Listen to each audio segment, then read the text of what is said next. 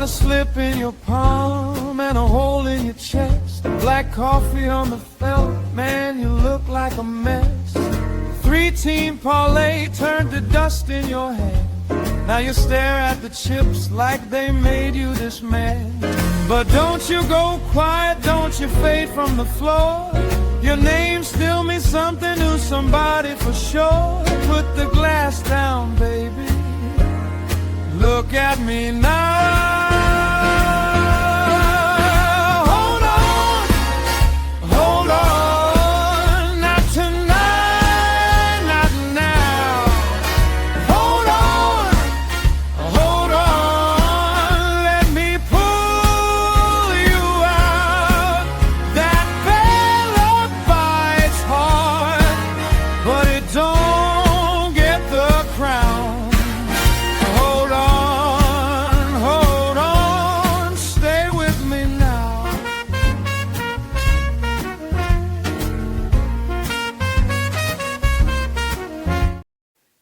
What's up, everybody? It's Toad back with you. Toadstool Sports.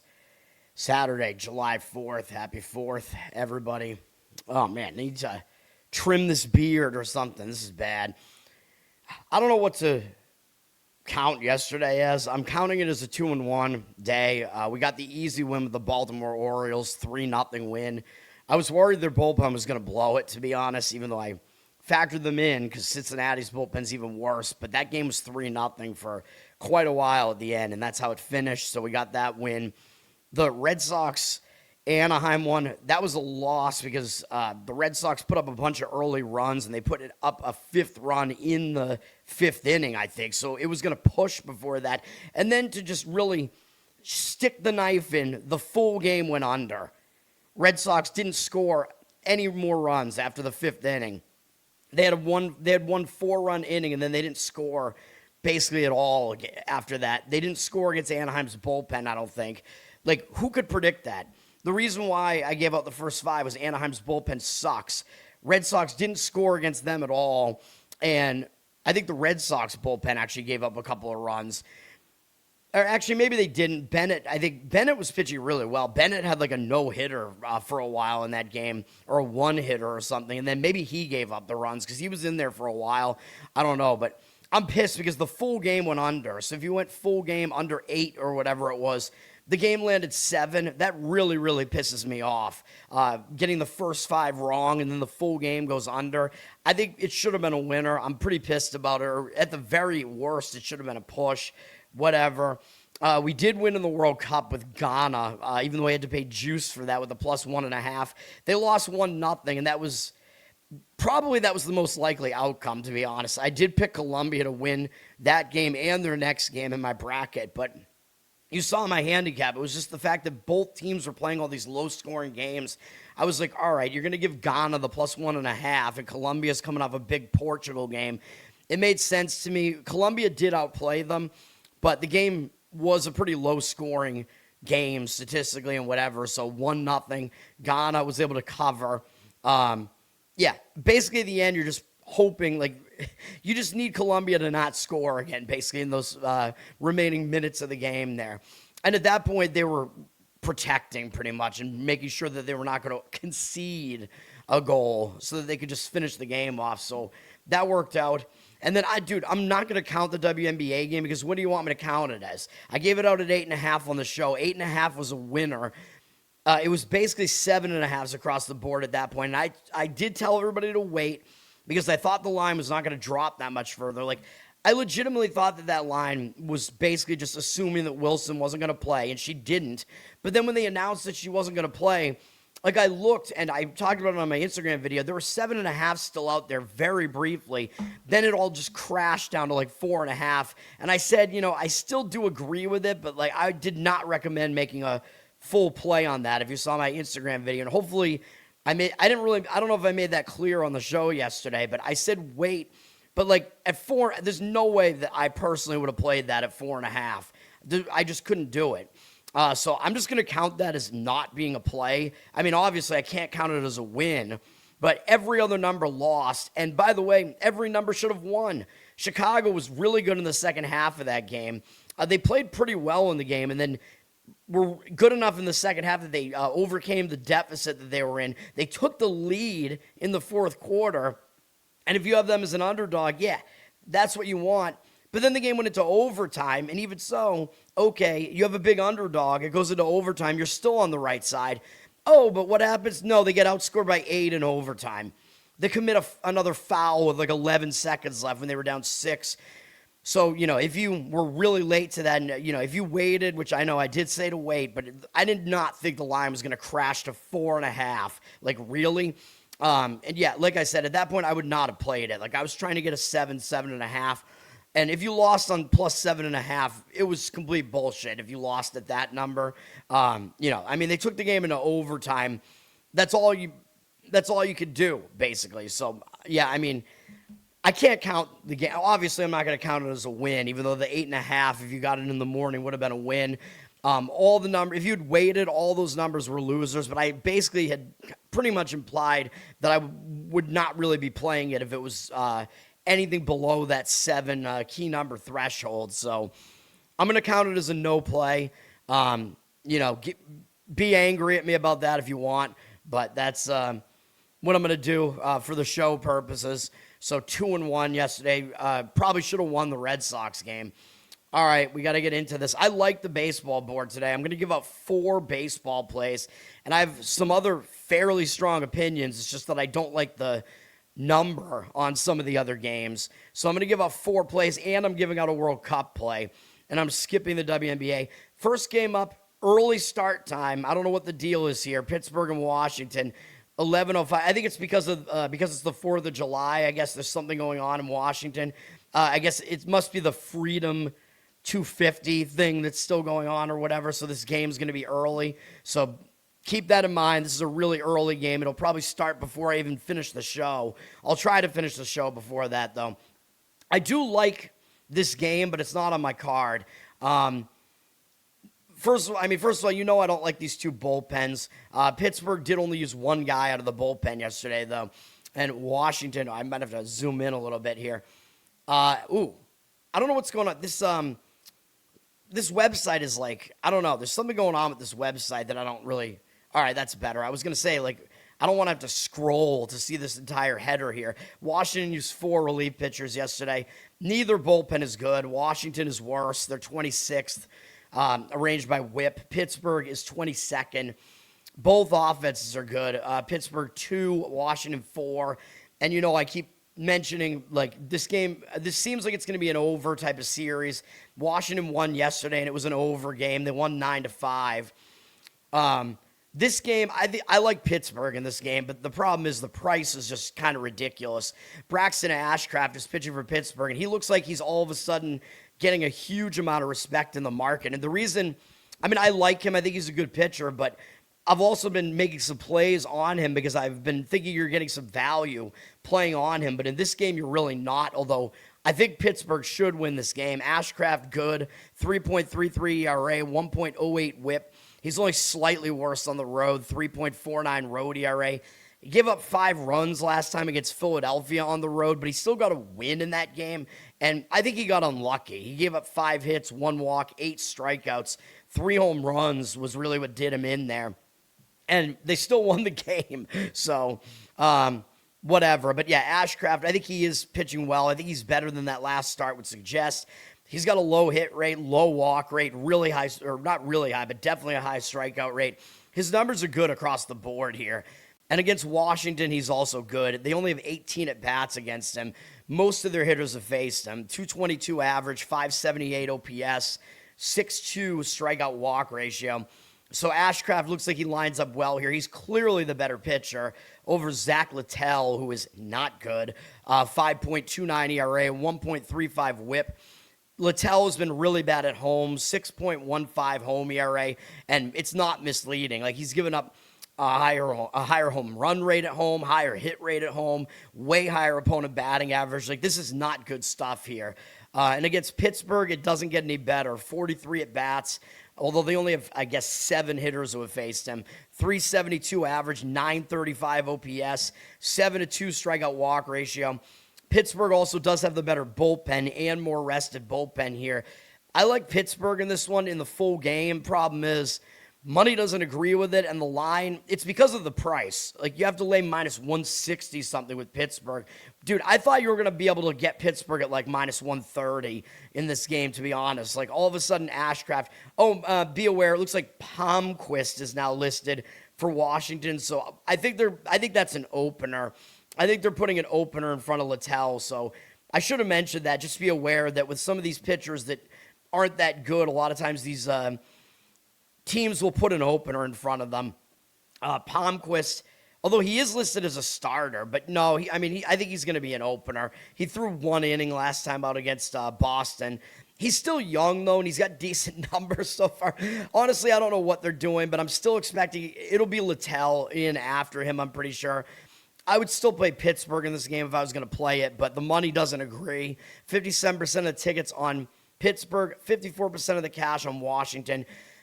And the way I would play it is I would go Pittsburgh. I would pick Ashcraft must start and don't pick a Washington starter because, again, I don't know what they're doing here. They might still start Littell. It's pretty unclear, although the game's coming up in an hour and a half. So it looks like, pretty sure it's Palmquist opening and then Littell behind him. I think if you play this, what you got to do, though, is do one of those split bets where you do minus 1.5 on the run line for some of it and then the rest of it on the money line for Pittsburgh or vice versa. You know what I mean. Make your own -1 run line or find a -1 run line. I still think that's the way I would play that on Pittsburgh, but that is not on my card. Minnesota at Yankees as we get into the actual afternoon slate here. Most of the games are at night, by the way. And I think I only have one afternoon game on my card, and it's a late afternoon game. And then all the rest of my games are nighttime, including the World Cup game I'm going to give out, I'm pretty sure. Yankees won yesterday 5-2. I mean, I told you they would bounce back. I thought the game would be higher scoring, but they did bounce back with a win. The Yankees, not that I want to talk about that, but yeah. Yankees used 4 relief pitchers yesterday. Their bullpen is still way better than Minnesota's, even though Minnesota only used 2. Minnesota's ranked second worst. They're very close to being the worst between them and Kansas City. Really bad. Yankees are ranked 4th, and they have the second best bullpen ERA. I don't think they're quite that good, but they are pretty good. Yankees are 6th in offense right now, though I think they're probably a little bit better than that. Minnesota is at least pretty good offensively. They're number 11, which is part of the reason why I thought an over made sense yesterday. Perhaps an over makes sense in this game. We have a really high total here in the Bronx. Zebby is pitching for Minnesota. Zebby Matthews. I actually like him. I think he's actually his career is starting to kind of take off a little bit. 4.15 ERA is whatever, but 1.14 whip is pretty good. He's not good on the road, though. 5.93 road ERA. That's not very good. He's been good recently, though. Like, he had a pretty good month of June. He had one bad start in there. It was on the road at Detroit. Since then, he's been good and allowed 2 or fewer earned runs in his last 3 outings. Gone at least 6 innings in all of them. One was against the Dodgers. Also on the road at Houston. Not easy assignments, and he did well there. So I do think Matthews is better than people think that he is. He's got a pretty low hit rate here. His walk rate is pretty low as well. His strikeout rate is somewhat low as well, though. So he's not really a huge strikeout pitcher, although his strikeouts have gone up a little bit recently. He's not good against the Yankees, though. However, I will put a caveat in front of that. This is 34 at-bats that he has against them. This was not this year. He hasn't faced them this year. Matthews is clearly better this year than he has been in the past. Like, I think Minnesota rushed him to the majors, and he kind of struggled. So I think he's probably going to be better than what these numbers would suggest, but the Yankees could still hit him, though. You know, they have a 4.12 average against him, 12.97 OPS, 9-2 strikeout walk ratio. So I still wouldn't really want to back Matthews here. He's also not good on the road. Yankees are going with Brendan Beck. Like, who the hell is this guy? Beck doesn't look like he has good numbers so far. He made 1 start so far. He's got a 6 ERA, 1.67 whip. The bad thing about it is it was against Texas, and they're not a very good offense, although it was in New York. Texas is better at hitting on the road, but they're still not a good offense. And he only went 3 innings, allowed 2 runs, 1 strikeout, 3 walks, 2 hits. That's not a good pitching line there. Beck, that was literally his first start in the majors, and he's 27. I looked at his scouting, and he's not like a high-level prospect. Like, he's considered to be kind of just be like a back-end rotation arm when you need a guy in there. He throws like low 90s fastball. He has a very typical Arsenal slider change curve. Nothing really special about it at all. I don't know, man. I mean, I don't know what the Yankees are doing here. I mean, I don't know if they have an injury going on in the rotation. I don't think Beck is going to, stick around too long here. I do think this game probably does look like an over game to me. I think both pitchers could give up some runs here. Money is definitely backing the over. 61% of tickets on the under, 70% of the cash on the over. Total is high, and it is high for a reason. It's 10. The Yankees, I mean, it's a hitter-friendly ballpark, but 10 is still pretty high, even for a game in Yankee Stadium. Yankees are favored, for what that's worth, at about minus 160, but do you really think Beck should be a minus 160 favorite against Matthews, who's at least a more proven pitcher at this point? I don't think so, and the money seems to not think so either. 75% of the tickets on the Yankees, 51% of the cash playing Minnesota as an underdog. If you play Minnesota, I would do it in the first 5. I would play Minnesota like plus a half run or whatever on the spread in the first 5. I would not go full game because their bullpen is god-awful. But I think an over makes more sense here. You got two pretty questionable pitchers here, one really bad bullpen, and the Yankees bullpen is not really rested. So I think over is the better way to play that. Mr. Pinsey, what's up? Lucky day. I don't believe in luck. I think, dude, I was unlucky yesterday. Every one of my plays should have been a win. The Sky should have been a win regardless of what number you played them at, if you played them. The under in the Red Sox game should have happened in the first 5. It happened in the full game. Royals, no. Royals, they may have a chance today. They got Walker pitching at home, so they at least have a chance. And then my 2 winners. I mean, the luckiest play that I had yesterday was one of the winners, the Ghana.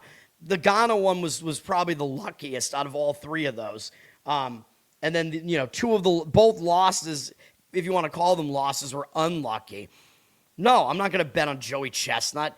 No way. I'm assuming he's a giant favorite to win the thing. He's not going to lose. There's no value in playing him because everybody knows he wins every single year, except for that one fluke year that Matt Stoney did it. Until we see that Chestnut is so old that he can't do it anymore, no, there's no value in that. And Chestnut, I think, broke another personal record of his in the event last year. No. I would go probably under on Chestnut's hot dogs. He's always overvalued, and he's going to be extra overvalued if he set his personal record last year. The thing is, if he's on pace to win and he's not on pace to break his own record, he's not going to try for the record. So he's going to go under whatever his number is. You know what I mean? Like, if he has no competition here and he's going to win this thing easily, he'll just take it easy towards the end of the thing, and he won't go for his, again, like if he's not on pace to break his own record, he'll just slow it down, take it easy at the end, and just take an easy win. So no, I would go under on Chestnut. Or under on the winners total hot dogs eaten. I'm not going to bet. I don't bet the hot dog contest, all right? Detroit and Texas. This is one of my plays. This is also taking way too long already for the show. Like, I want this show to be over before this first game starts. This is one of my plays. Like I said, we're going to take Texas as the underdog here, plus 106. I'm going to be honest. I have no reason why Jack Flaherty is a favorite here on the road. Like, are you kidding me? I know Detroit is better than what their record would tell you right now, but they suck on the road. So we're getting Detroit on the road where they're 15-29. That's not good. Texas is at least above 500 at home, and I think we're getting a better pitching setup for Texas here. Flaherty sucks, dude, and him being favored on the road makes almost no sense to me. Although, again, the odds makers know what they're doing, but Even so, I just don't get it. Now, both of these teams were off yesterday. I forgot because I mentioned Philadelphia didn't play yesterday. Philadelphia and Kansas City, I believe, didn't play yesterday. But these two teams, I believe, also didn't play yesterday because of the World Cup. There was a game in Arlington, I'm pretty sure. So Texas and Detroit had the day off, so they do have rested bullpens here. Texas is the 9th-ranked bullpen. Detroit is 19th. They're not too bad, but Texas is definitely better. Neither offense is that good. Detroit is 20th or 19th now, excuse me. Texas is actually 16th now. I'm not really buying that, though. Texas's offense is not really that good, and they're not good at home. But we're back in Texas here because I think that they at least set up pretty well here. They have the better bullpen still, so we're rolling with their bullpen. And we're going to fade Jack Flaherty, like I said. I mean, he's not good. 4.97 ERA. His whip is really bad, 1.53. That indicates that his ERA should probably be higher. He's basically bad both home and away. He's even worse on the road, though. 5.04 road ERA with a higher... His opponent batting average on the road is actually way worse at 302, whereas it's 215 at home, so... He's actually probably better at home in the kind of a misleading way, but on the road, he legitimately sucks on the road. He has a ridiculously bad walk rate on the road. His home run rate is also bad. He was good in his last outing against Houston. I'm not going to put too much weight into that, though. His walk rate has gone down recently, but he did face, Cleveland in the start before then and didn't even make it more than 3 innings. Yeah, I don't know, man. I don't think Flaherty's very good. His hit rate is a little bit too high. His walk rate is definitely too high. His strikeout rate is good. He actually does strike guys out, but I'm not going to trust him, and he does not have good numbers against Texas, which is not a good sign because they're not a good offense. He's got 77 at-bats against them. They have a 260 average, which isn't that high, but they hit him for power. They got 7 home runs off him. Jock Peterson definitely does damage against him. 859 OPS, 20-6 strikeout walk ratio. Again, if you want to do hits plus runs plus RBIs over on Jock Peterson, that might be a good approach for a player prop here. I'm not really a prop guy, but he definitely does damage against Flaherty. 20-6 strikeout walk ratio there is not really that bad for Flaherty, but the rest of those numbers don't look good. His home road splits look like they're pretty much against him here. I don't think he's good, and we're going to back Kumar Rocker, and I know he's not great, but I think he's better than Flaherty. He also has more upside at this point because he's the younger guy. 3.83 ERA, 1.34 whip. I know that whip isn't that good. His home road splits, actually, he's worse at home right now with a 4 ERA, but if you dig into his home numbers a little bit, he's not really worse at home, and from a lot of the season, he was better at home, and their home stadium's a better pitcher park, so I'm not really buying into that too much. Rocker has actually been a little bit better over his last 2 starts. They're actually both on the road, though, against Miami and Toronto, and those are not very good offenses. Miami's offense has been better than you would think, I guess, but he did well, though. He got his walk rate down. He had 14 strikeouts and 1 walk across those 11 innings and only gave up 2 runs on 9 hits. So he is in pretty good form over those last couple outings. Overall, he's got a pretty low hit rate. His walk rate is still too high. Strikeout rate isn't great, but that's not exactly his thing. Numbers against Detroit, though, looking pretty good. 21 at-bats. It's not a huge sample. Only 1 extra base hit, which is Dylan Dingler, everybody's favorite. Dylan Dinger. 5 strikeouts, no walks here. 190 average, allowed 524 OPS. Those are good numbers from Rocker, so I'll rock with Rocker in this one, man. The money seems to very much agree with this. Detroit has 53% of the tickets. Public is on Detroit, man, because I guess they don't like Texas's offense. They know Flaherty's name. Whatever the case is, Detroit's been playing better recently. They just swept the Yankees, man. Oh, and that's the other thing. That's the last thing Detroit did, right? Yeah, oh no, Detroit lost to Texas, my mistake. I was going to say Detroit's coming off sweeping the Yankees, but no, my mistake. They did lose to Texas 2 days ago in the first game of the series, but I don't care. I think this is a matchup thing. 71% of the cash on Texas, by the way. Again, I don't really get why Detroit is favored here at minus 116 or something. I think these teams are not far apart as far as which team is the better team. like Detroit's probably a little bit better offensively. Texas is the better pitching team. You get the better bullpen behind you with Texas here. And I think you get the better starter here as well, probably in a better matchup here and in the better home road splits, in my opinion. I think that all favors Texas here. So, and the money agrees, so we're going with Texas in that one. Total is at 8. I know I talk a lot about unders. Like, I was thinking this could be an under type of series. I believe we lost on the under in the first game. Yeah, we lost on the under in the first game of that series thanks to Framber Valdez. But Texas does typically play a lot of low-scoring games at home. Total is at 8 in that one, so not exactly expecting the lowest scoring game there. And by the way, I did forget to go through Zach Littell. I forgot to go through his overall numbers. I think I jumped the gun on that. But Littell gives up a really high hit rate. His walk rate is fine. He doesn't really walk guys, but he never strikes guys out, basically. His strikeout rate's really low. And he has one of the highest home run rates in baseball. Zach Littell gives up a ton of home runs. So assuming he is pitching after that opener in Washington there, yeah, I think he's going to get lit up. I still lean Pittsburgh in that one. It's just the price on them doesn't make any sense. It doesn't make enough sense to play it, I should say. But yeah, I think Pittsburgh does still win that game. All right, Toronto and Seattle. That was a tough read for me yesterday. I think I did more strongly lean to the under than anything else, and that was correct. Seattle lost 2-0. I thought Toronto could be in a little bit of a difficult spot because they were traveling cross-country for the first game of a West Coast trip, which is usually difficult for these Eastern teams.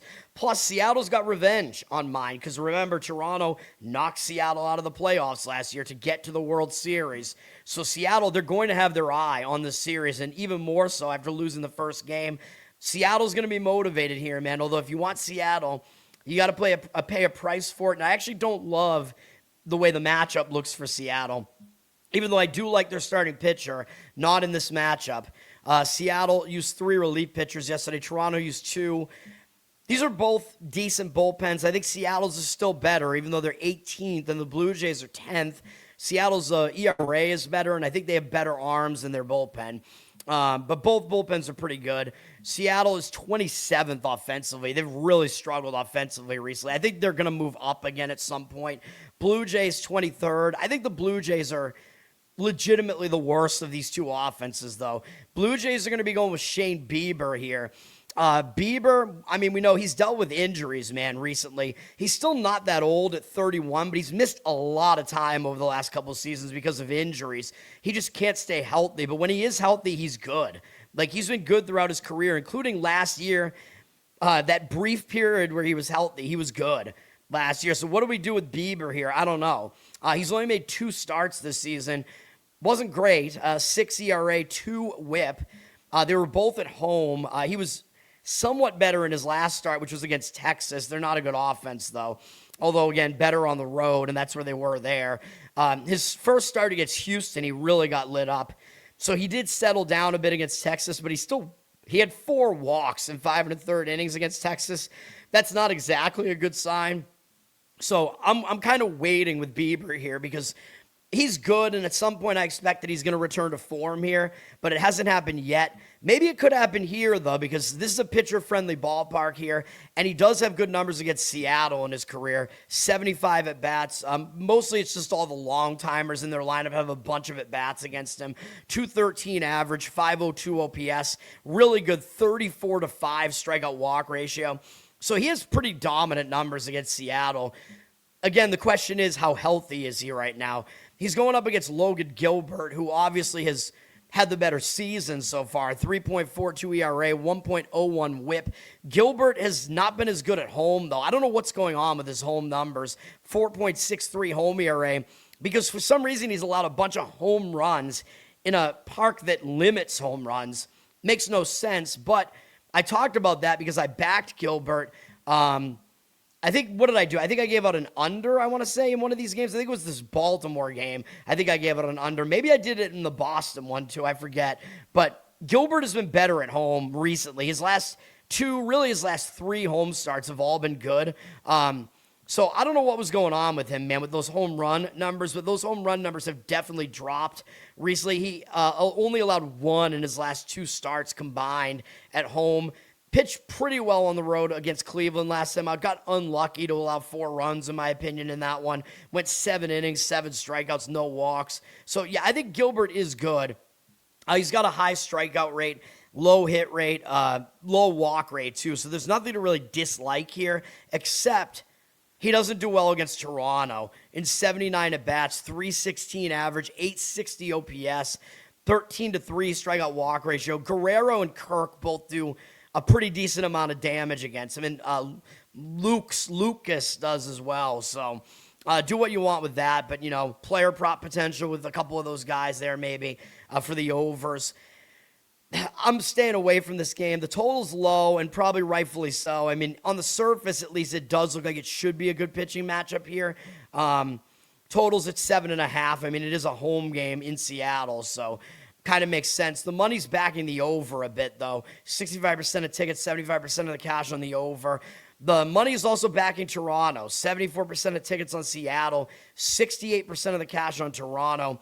Now, I think part of the reason for that is that Bieber, I think, is going to return to some sort of form at some point. And dude, I don't even know if Bieber has ever been an underdog like this, except for maybe like before he was established at all. Seattle's laying -160 here in what looks like a pretty, you could argue this is a pretty close pitching matchup here. Like, these are both good pitchers. And again, Bieber has the way better matchup stats here.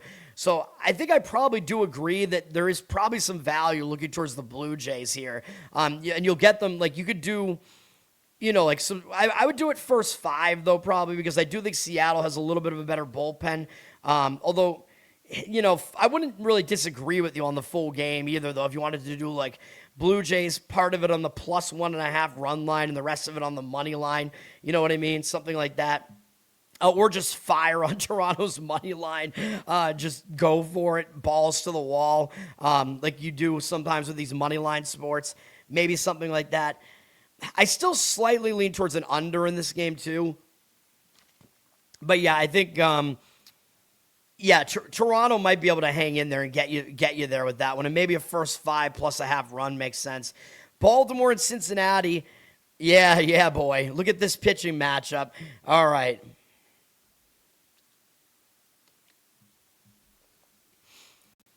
This is another one of my plays. We're going to go with Cincinnati first 5, money line, -125. We're going to back one of my favorite guys here, the vomiter, Hunter Greene, green vomit all over the mound. Let's go, baby. I played Baltimore yesterday. That was I really liked the Baltimore situation yesterday, but now I think this is a spot to play Cincinnati. But we got to play them first 5. You cannot play Cincinnati's bullpen. Their bullpen is too bad. But Cincinnati, they returned home yesterday, and I talked about that spot. Cincinnati had no rest. Baltimore had the day off, so Baltimore was the rested team coming into yesterday's game. Cincinnati was coming off 2 big divisional series where they beat Pittsburgh. They won the last game against Milwaukee.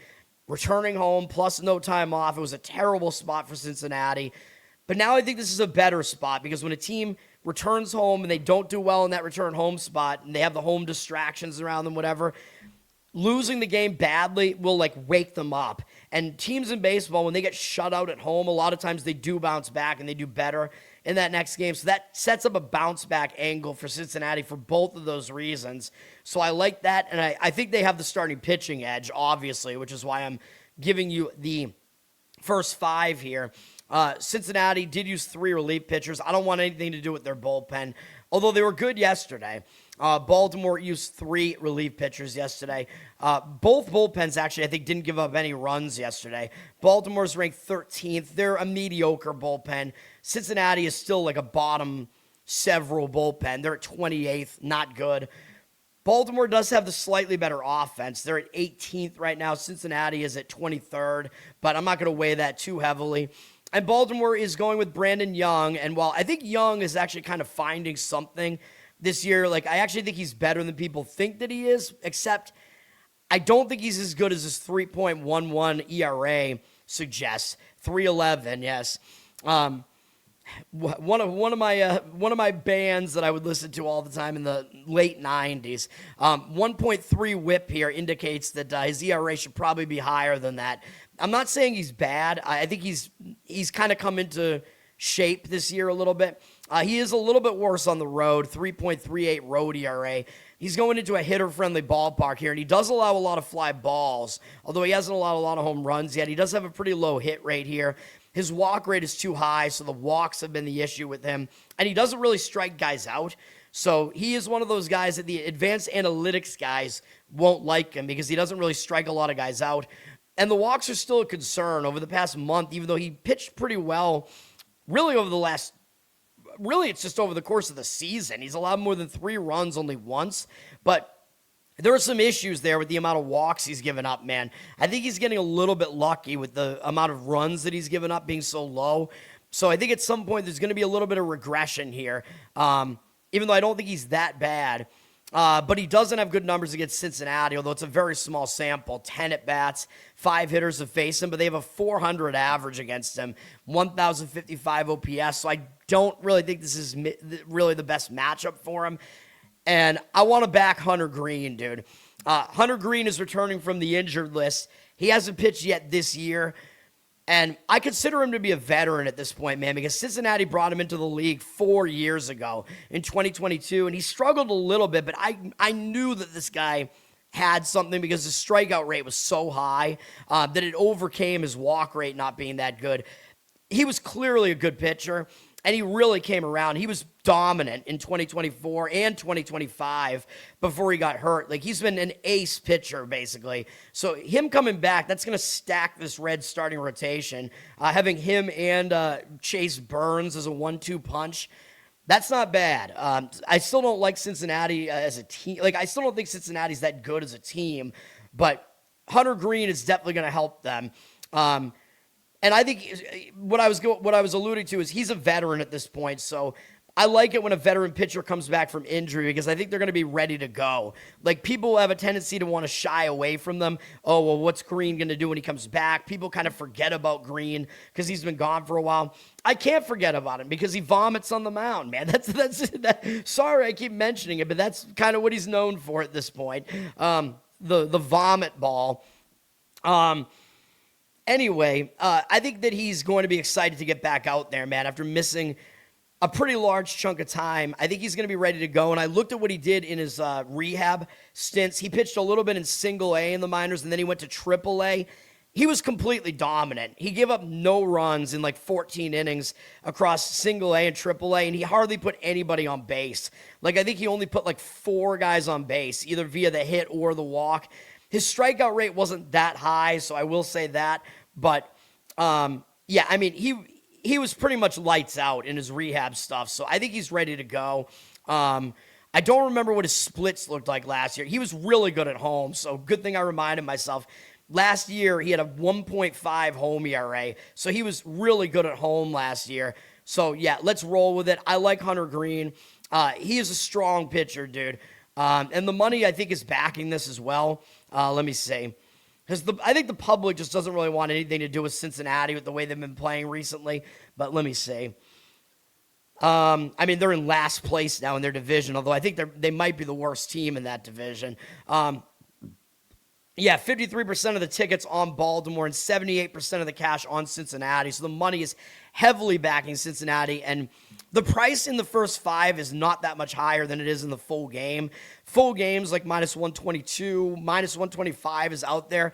I saw the first 5, I saw anywhere between 125 and like minus 135. I think it's worth it. You got to exclude Cincinnati's bullpen, man. And really, I was surprised that you weren't having to pay that much more for it. So we're going to back Hunter Greene in the first 5 there. That's my second play. What do you mean you got burnt? You found the Sky +8. Well, at least you got a good number on that. They should have won the game outright, dude. I'm pissed about that. Why'd you play Ghana +1? Dude, I told you just lay the juice on the +1.5. Yeah. Gerald, yes. Yankees in Colorado, yes. It was a 2-1 day for me on the show. I'm counting I'm not counting the Sky as a play because the number just wasn't there anymore. So that would be unfair because I gave it out at 8.5 on the show. But I told everybody to wait. So I did not think the line was going to fall that far. And if you did play Chicago, you got screwed. They should have covered every number. I mean, they took the game into overtime. Yeah, so I don't know what else to say about that. I would not have had my money on Colorado, though. I mean, that's just... I mean, you must not really care about your money if that's what you did. Even though I know I leaned that way and they won, but that was like, that play seemed a little bit psycho to me. Like, that game was way too unpredictable for me to actually do that. Especially Logan Webb, I know he had bad numbers. You didn't even know if Webb was going to start the game, and he did, and he is San Francisco's best pitcher. He does have bad numbers against the Rockies, but I don't really know why, because he's a ground ball pitcher. Should be good in Coors Field, but he was bad again against the Rockies. But, dude, I did not really want to fade Webb there, even though I did say, maybe you just... I know what I said. I mean, I did lean to Colorado in that game, but I think you'd have to be a crazy person to actually make that play. And I liked it more if Webb wasn't going to pitch, although you would have gotten a worse number on it. Next game is also a play. I got to get this show done, dude. Preferably before this first game starts. We're going to go, what game is this? What game am I talking about? Oh, yeah, White Sox and Cleveland. We're going to go under in the first 5 here. I found a 4 on this at minus 105. I think that's a good number on this. I got to exclude the bullpens here, man, even though I don't necessarily hate these bullpens. And I've backed Cleveland's bullpen numerous times at home, especially because Cleveland has low-scoring home games. But the problem is these teams played into extra innings yesterday, so the bullpens got wiped out. Cleveland used a couple of their better pitchers out of the bullpen yesterday. They used 5 relief pitchers. The White Sox, even worse scenario, they used 6, and they're the lesser of the 2 bullpens too, so I got to exclude these bullpens. Even though the White Sox bullpen ERA actually isn't too bad, and they're ranked 20th. Cleveland is ranked 15th. Their bullpen is all right as well, but... yeah, I mean, after the extra inning game and a lot of usage, I'm only going to focus on the starting pitching. I gave you guys a winner with this same starting pitching matchup in Chicago last week, and now I know that does mean that both these pitchers just face these offenses, and I know that I always talk about how when an offense sees a pitcher again, basically right away, the offense tends to have a little bit of an advantage because they just saw them and they get to adjust to it.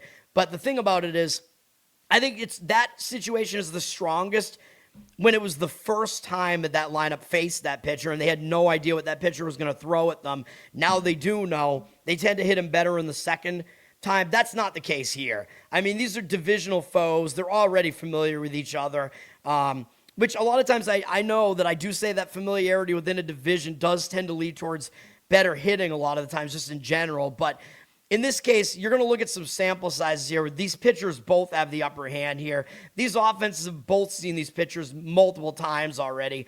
So I still think it's going to be an under. Sean Burke is pitching for the White Sox. 3.69 ERA, 1.22 whip. He's been good on the road. 3.11 road ERA. So I actually like this. I liked the under in Chicago. I like it better in Cleveland because Cleveland is more of a... pitcher-friendly ballpark. Burke is actually better on the road, so that's looking pretty good. Burke has been pretty good, man, really throughout the whole season. He's given up more than 4 earned runs only one time. His last 3 starts, he gave up 2 or fewer in all of them, including a game in the Bronx, and he had to come off of that, and he followed that up with holding Cleveland to 1 run in 6 1/3 innings. That was a good start from him as well. Wasn't quite as good against Baltimore last time out on the road, but Baltimore is a way more capable offense than Cleveland, and Cleveland has not hit him well. And like I said, they've seen him more times than just that last time, and they haven't done well. 53 at-bats, 208 average allowed, 647 OPS, 15-6 strikeout walk ratio. So Burke has the upper hand against them. They're also not a good offense, which I forgot to point out. Cleveland is 28th in offense, and Jose Ramirez is still injured, I'm pretty sure. So that offense is not great. I know the White Sox, they're a pretty potent offense at 8th, but I think their numbers go down a bit on the road. And they have to contend with Parker Messick, who is one of Cleveland's best pitchers, probably their best. 2.85 ERA, 1.06 whip. He's not as good at home, but his home ERA is still 3.21. These numbers are still good at home. So, I mean, what are you really going to do? He gave up 4 runs last time at home against Texas, which isn't great, but his command was still on point after he had a couple of iffy starts as far as his command. Those were against the Yankees and Milwaukee, though. So good offenses there. He bounced back. He really, really did well against the White Sox in that game. I gave you guys a first 5 under in that game, and it was a win. He had 10 strikeouts in that one. That was this same pitching matchup, as I mentioned. He only gave up 3 hits in 7 2/3 innings there, so he was actually unlucky to give up 2 runs there. 1 walk. He was good in that outing, and then I still don't knock him for his start against Texas because he had 5 strikeouts, no walks. Messick is pitching well, dude. He's got a pretty high strikeout rate, really low hit rate, low walk rate as well. Everything looks good for him here. Against the White Sox, he's got really good numbers. And again, it's not just that one start. They've seen him multiple times. 34 at-bats, 12 strikeouts, 1 walk, 118 average, 378 OPS. Yeah, they have not put together a lot of offense against him. So I like how this sets up. And for Burke, by the way, just for his overview real quick, he's got a pretty low hit rate. His walk rate is a little bit high. Strikeout rate is also high. So Burke has really kind of come into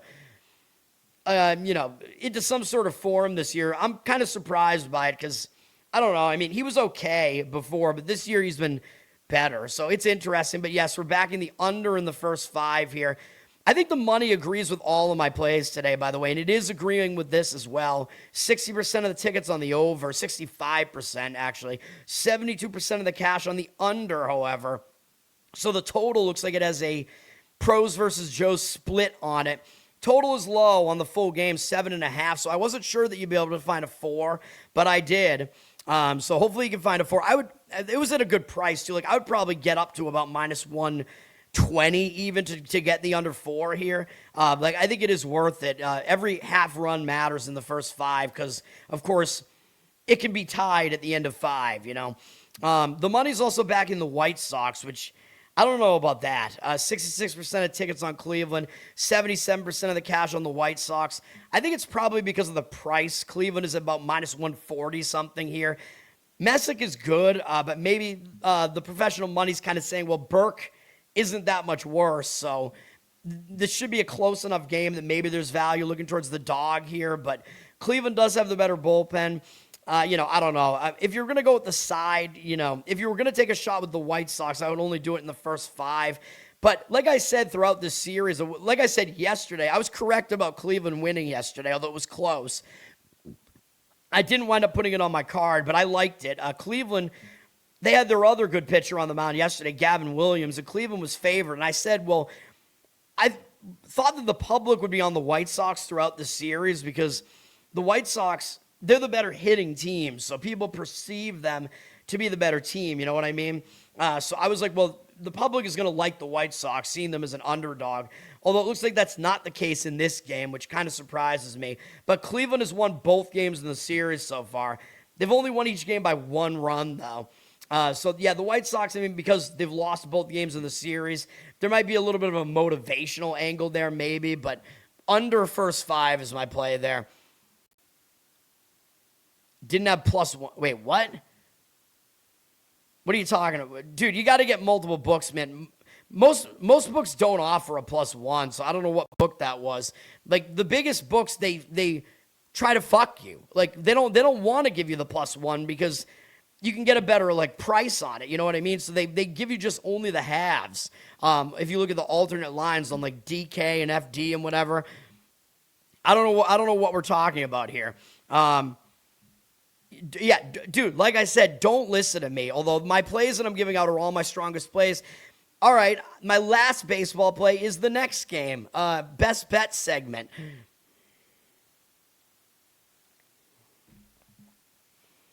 Yeah, so this is my last baseball play. You get all 4 of them here in the first half, basically.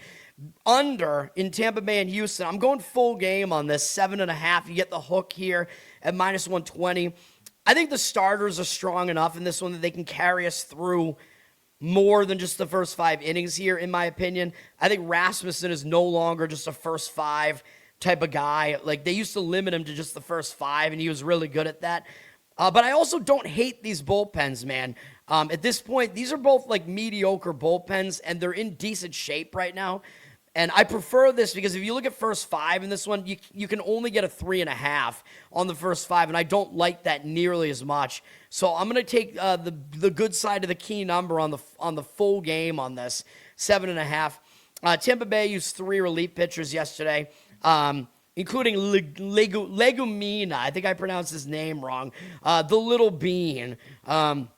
Yeah, but Tampa Bay, I mean, I think they have some of their better relievers still available here. What was the score in the game yesterday? I don't even know. Actually, Tampa Bay did have a save situation yesterday. They only won 3-1. So I don't even know who their closer is, but their bullpen is pretty rested here. Houston's is also pretty rested. And these bullpens have actually, I think they're mediocre. Tampa Bay's ranked 8th. I don't think they're that good. Their ERA isn't really that good, but they're not a miserable bullpen. Houston was awful for the first chunk of the season, but they've actually been good since, a few weeks ago, and they're up to 17th. So I'm okay with backing these bullpens right now. And again, especially because I think these pitchers that are starting are going to get us there. Drew Rasmussen, like I said, starting for Tampa, he's in the Cy Young conversation in the American League right now, kind of because the American League doesn't really have many guys who are. It's like Schlittler and everybody else. Even after Schlittler had a bad start, I think he still is the front runner for it. Rasmussen's been good, though. 2.45 ERA, 0.87 whip, really good. He is slightly better on the road, 2.36 road ERA. And, dude, he's been pretty much lights out. He's allowed more than 3 earned runs only twice this season. Didn't allow more than 2 in any start over the past month. Only allowed more than 2 once, and that was, or only allowed more than 1 once, at home against KC. Pitched against the Dodgers in there and shut them down on the road. Pretty good sign. He shut down the Yankees towards the end of May. Yeah, Rasmussen is pitching really well. His overall numbers are crazy. Like, he had a .82 ERA in the month of June, 16 hits allowed in 33 innings with 39 strikeouts and 4 walks. Is that good? Yeah. He's got a high strikeout rate, higher than you would expect out of him, I think. Really low hit rate and really low walk rate. I mean, this guy has been pretty much lights out. And his numbers against Houston, I mean, they're not as dominant as you would want, but they're pretty good. In 38 at-bats, 7 strikeouts, no walks. That's pretty good. 263 average allowed, 658 OPS. So they really have not done a ton of damage against him. And they have a few guys who haven't seen him as well. So I think Rasmussen should pitch well here. Hunter Brown is on the other side. He's a really talented pitcher as well. He was injured to start the season. He's been pretty good since coming back. He's got a 1.78 ERA, 1.18 whip. He has a 1.1 home ERA, so he's been really good at home. He's allowed no more than 2 earned runs in any of his outings so far, and he only did that once. He's got a high strikeout rate, low hit rate. His walk rate is a little bit too high right now, but he's kind of that type of pitcher, but he's been a really good pitcher since he, kind of came into his own in his career, 2024, 2025. Like last year, he was an all-star. He was super dominant last year. So I think he is coming back towards that. And his numbers against Tampa are really good. They only have 6 hitters who have faced him, 31 at-bats, and they have not been successful. They have no extra base hits, 129 average, 335 OPS, 8.3 strikeout walk ratio. So I like the pitching in this one. Under in this game is my call here, and the money is backing this as well. 52% of the tickets, 80% of the cash on the under. Total is at 7, sort of tilting towards 7 on the full game now. I would still probably do it at 7. You're still at least on that key number. But 7.5, like I said, if you can get up to about minus 125 on the under 7.5, that's what I would do. That's why it pays to find, to have extra books, man. Like, we got 7 of them here in Mass. I'm telling you, if you want to do this seriously, get an account at every possible book. And then the money is backing Houston here, by the way, which I probably also do agree with that. Tampa, 54% of tickets on them, 77% of the cash on Houston. Like I said yesterday, I think Tampa's overrated right now because everybody's looking, oh my God, they have the best record in the American League. They're on this huge win streak. And I'm like, yeah, but the win streak was basically entirely against Kansas City and Arizona. So they had 2 series against Kansas City. I mean, that doesn't impress me that much. Houston is better than those 2 teams, in my opinion, and Hunter Brown is really good. I think he's better than Rasmussen, probably. So, yeah, I don't really disagree with Houston. And as far as the offenses, Tampa is ranked 8th, tied with the White Sox. Houston has fallen to 14th, tied with the Cardinals. But I think you can make the argument that Houston is the better offensive team here. I don't think it's really clear which one of the offenses is really better. All right. Social Security. Well, that's the thing, man. Yeah, I mean, if you're gonna be betting, it's like a job, dude. You have to give your job that information as well. I know it's weirder to do it with one of these sports books where you don't know these people, you don't trust them as much, or that's just. Well, you don't have to give your social. You don't. You just have to give them an ID.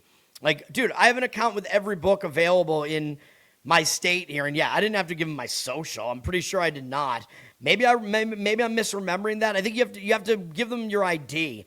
You have to upload a picture of your ID, which, I mean, they have to verify your age. So, I mean, that is what it is. I mean, it's like the same thing, you have to give them your ID when you go to a casino, too. So, yeah, I don't know. All right, let's finish this off, man. I want to get this done in less than an hour here, and we still have WNBA and World Cup. I'm going to give out a World Cup play, too. So I do have one more play to give out right at the end of the show. Next game is Mets-Atlanta on Fox, by the way. Fox has 2 games. These games are both interesting because they're both divisional matchups. I don't really know which one is going to get more eyes on it. This game does have the best pitcher pitching in any of the 2 games, though. Atlanta did win yesterday, so maybe they're starting to bounce back a little bit after they had a really rough stretch. They did beat the Mets yesterday, 5-3. Atlanta does have a really good bullpen, but they used 4 guys out of it yesterday. The Mets also good bullpen, 3 relievers they used yesterday. Atlanta's the number 1 bullpen. They're the best. The Mets are ranked number 2, and I don't think they're quite that good, but they are one of the top several bullpens. Even though they got the 2 guys that were a disaster in the Yankees bullpen last year. They're like, hey, just come to the Mets. You don't even have to sell your house. And they're both doing better with the Mets, which I find hilarious, which is Devin Williams, the sole reason why the Yankees removed their no beard rule. And then Luke Weaver, I believe, is the other guy, right? Hitting-wise, Braves are better, but the Braves have really struggled recently. They're 16th now, tied with the Rangers. I think they're better than the Rangers, but that's still not good. They've had this big offensive drop-off, and they haven't been that good offensively at home. The Mets are dead last, though, so the Mets are the worst offense here. The Mets are also at a pitching disadvantage because they do have Sean Manaea pitching, although he hasn't been that bad. He's a veteran. I mean, he knows what he's doing out there, and he's really not that old still. I think he might be a little bit excited that he's back in the starting rotation, although I would be aware that the Mets have used an opener in front of him numerous times this year, but recently they've just let him start. But I would be aware that if you're going to play this game, you might want to just pick Sale must start and don't specify a Met pitcher because it's either going to be Manaea or an opener in front of Manaea, but probably I think they're just going to let him start at this point. He's got a 4.71 ERA, 1.37 whip, not great. He is a little bit better on the road, 4.13 road ERA. He's allowed no more than 3 earned runs in any of his starts here. He hasn't been that bad. He actually was good against Atlanta at home back on June 13th. 6 innings, 2 earned runs, allowed 4 hits, 6 strikeouts, no walks. So Manaea actually was able to handle this offense, and it was Atlanta on the road where they hit better. So that's a good sign. Manaea has been able to make it 5 innings in the majority of these outings. So, I don't know. He's been okay. He's not been a disaster. He's keeping his team in the game. And he does have good numbers against the Braves throughout his career. Well, good-ish. In 73 at-bats, 19-4 strikeout walk ratio, 247 average, 710 OPS. That's not too bad. So, Manaea,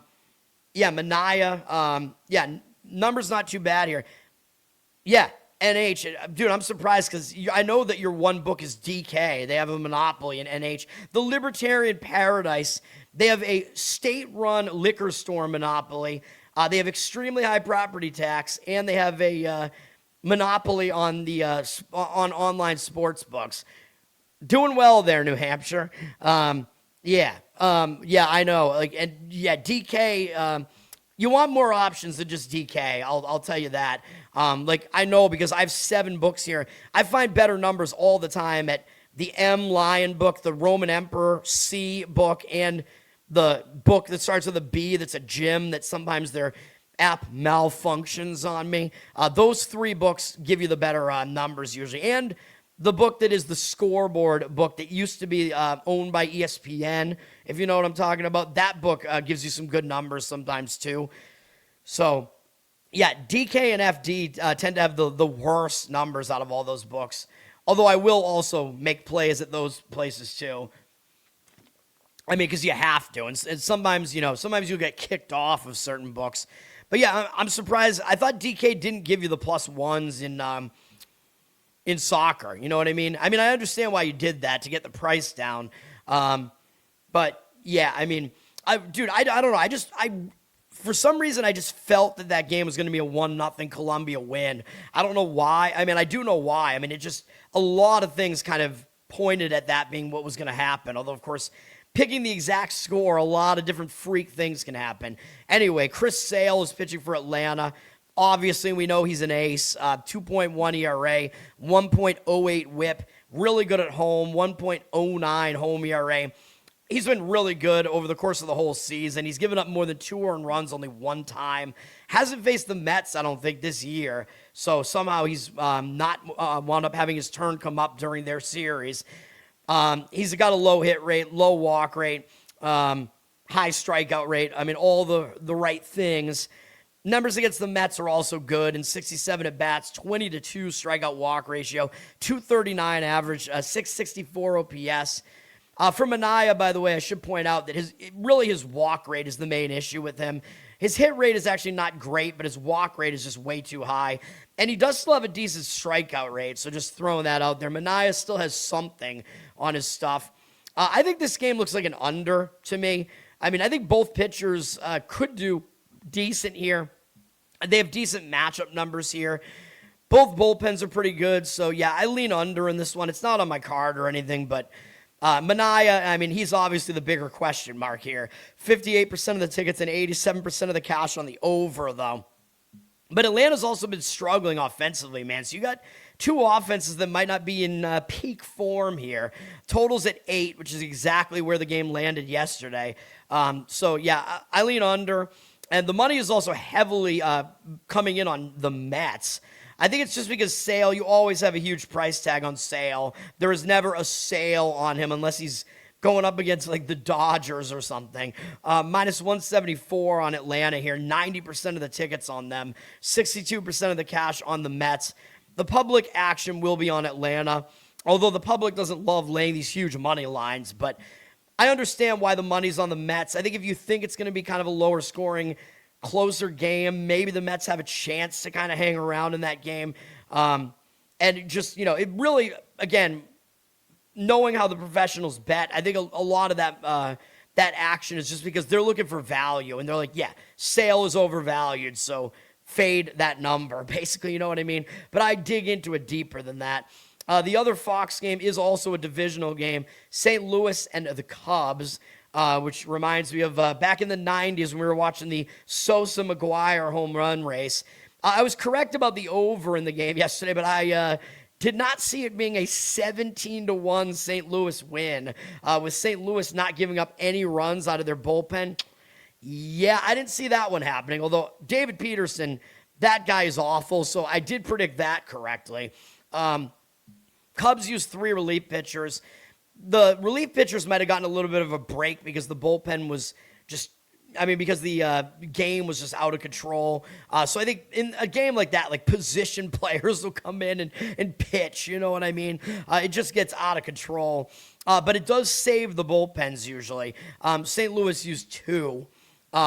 So in a lopsided blowout like that, a lot of times you can look for the bullpens to be in good shape coming into the next game. This game here looks like it should be a Cubs win, based on the starting pitching, which I'll talk about in a minute. The Cubs still have the better bullpen as well. They're ranked 12th. They're an okay bullpen.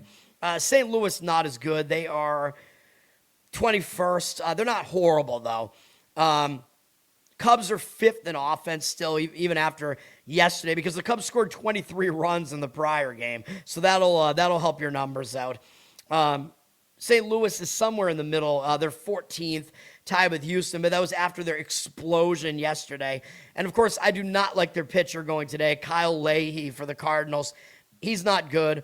4.09 ERA, 1.48 whip, not very good. Whip indicates his ERA should be higher. He also has been bad on the road. He's been much worse on the road. 5.35 road ERA, so that doesn't look good for him. He had one start against the Cubs at home where he pitches better back in late May, and he didn't make it 5 innings in that one. I think maybe they just had him on a pitch count or something because he only allowed 1 run, so it wasn't really that bad, but they took him out for some reason. Leahy, I mean, he's been okay over the last month or so, but his walk rate has still been a little bit higher than you want to see. He's got a high hit rate on the season, which isn't good. His walk rate's still too high. Strikeout rate is pretty low. He doesn't really strike guys out. Yeah, I mean, he's just kind of a back-end rotation type of guy. His numbers against Chicago, against the Cubs, are not as bad as you would think, although I don't think that they're excellent. 49 at-bats, 286 average is high, but they haven't really hit him for power. They only have a 719 OPS against him. 7 strikeouts, 4 walks. Still, I don't trust Leahy. I don't really expect him to do particularly well here. I think this should be a bounce back for the Cubs because they got embarrassed yesterday, dude. In an isolated, TV game, I think that was one of those afternoon games where all the other games are at night. You don't want that to happen to you at home. And the Cubs do have Shota Imanaga on the mound, who I think he's still a good pitcher. I think he's the better of these two pitchers.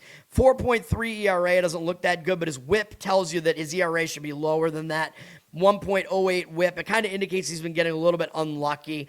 He's got a 4.55 home ERA, but like I said last time I looked at his numbers aren't really that bad at home. So, I mean, the home runs have kind of hurt him a little bit. I think they were just kind of, just bad timing on the home runs that he's allowed.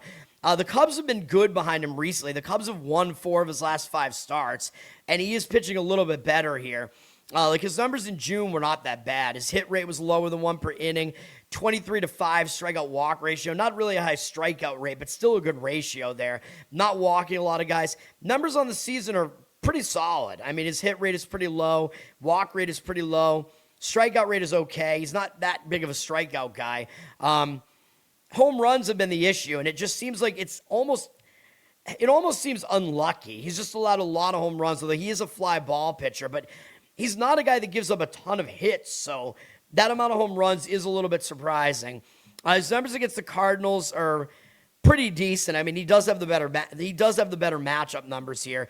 57 at bats, 12-1 strikeout walk ratio, 228 average, 715 OPS. So he has better matchup numbers than Leahy here. He actually wasn't good last time against St. Louis in that same series in late May.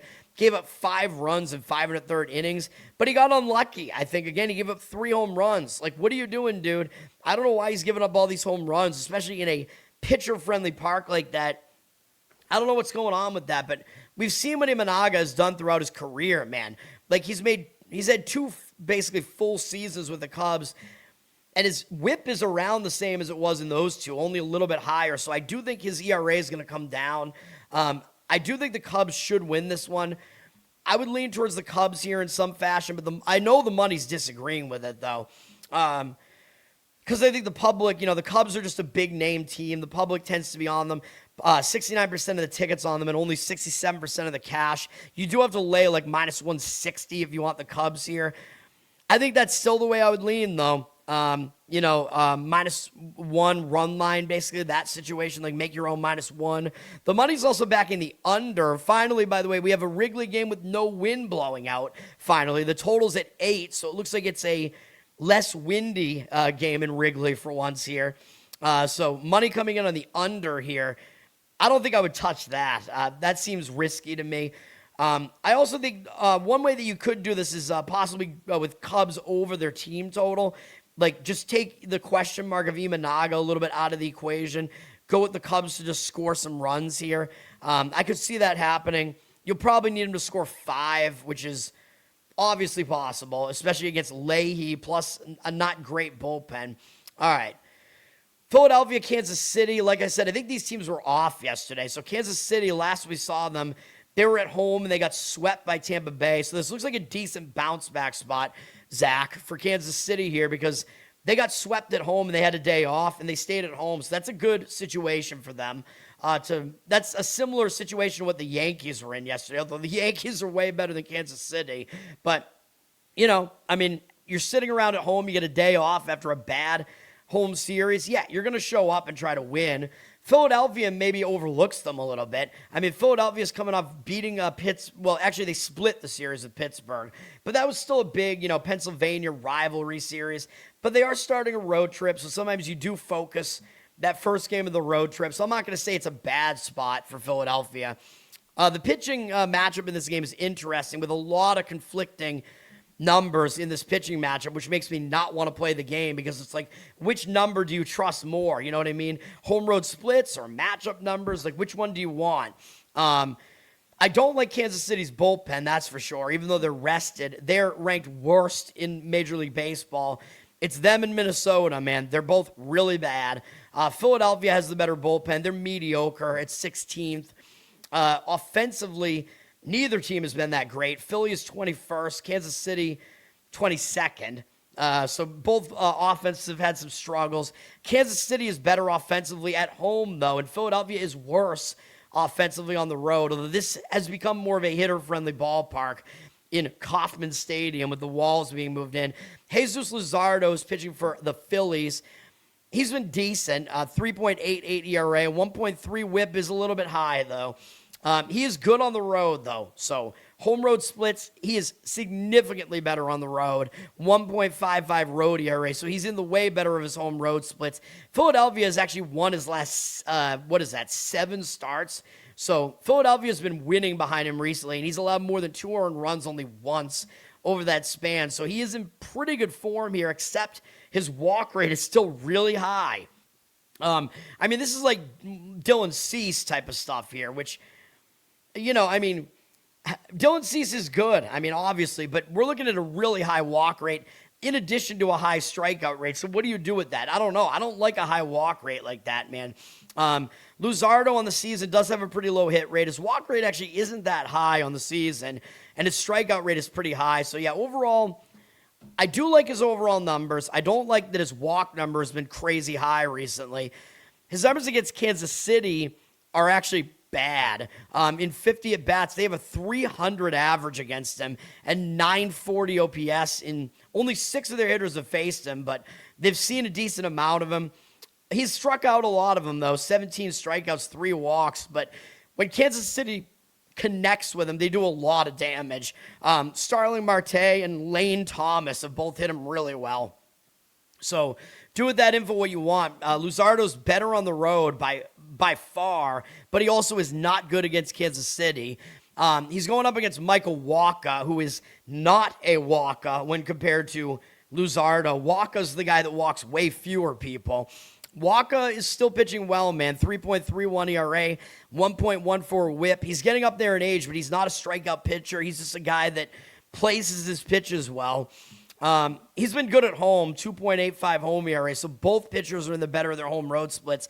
Wacha's been pitching well recently, although his team has not been winning behind him, but it's not really his fault. I don't know. He's going pretty deep into most of these outings, not really allowing that many runs. He's not walking like anybody. He's not really striking out a lot of guys, but that's just what you get out of him. His hit rate has gone up a little bit, but he does have a low hit rate on the season. His walk rate is pretty low. Strikeout rate is also low. Against Philadelphia, he does have good numbers, I believe. Actually, no, he doesn't. I thought he had better numbers than this. My mistake. 82 at-bats, 268 average, 875 OPS is not that good. 24 strikeouts. It's not good. 24 strikeouts, 7 walks. Yeah, so Philadelphia does have a little bit of the upper hand against him, too.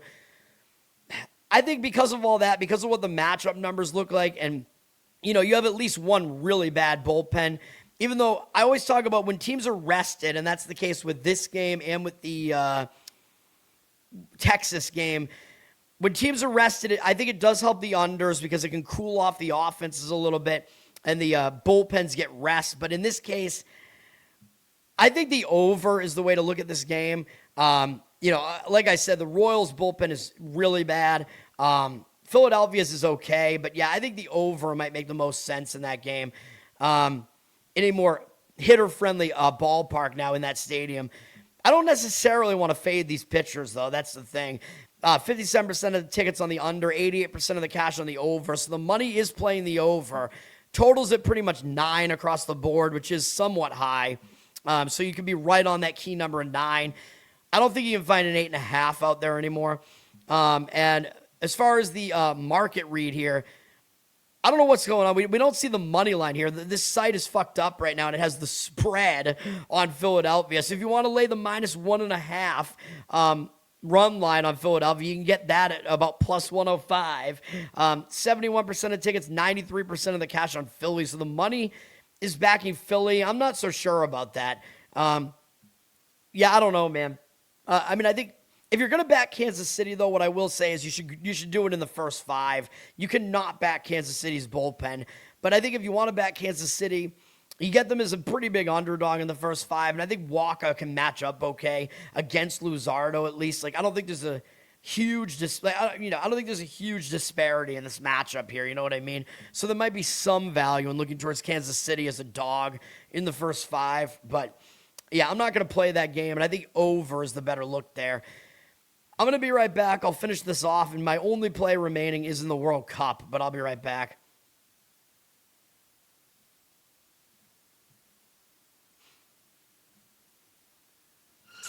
Yep, inside, I want to kill myself. We are on an 0-7 run over the last 2 days. After tonight was just complete bullshit. So that's how I'm going to start off this show. Horrible Sunday, 1-5. I don't even know what to tell you about that. I just don't want to do this anymore. I have never seen anything like this, man. With the slump continuing, 2 straight losses, not a good day at all. 0-4. I just have not had a good season, man. What can this slump that I'm on? The slump continues. I've reached a new peak, actually.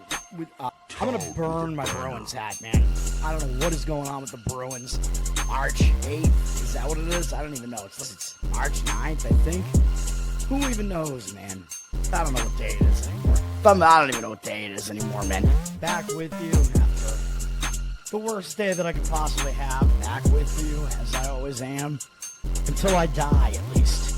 0-2 yesterday, and yesterday did not go well for me. 0-5.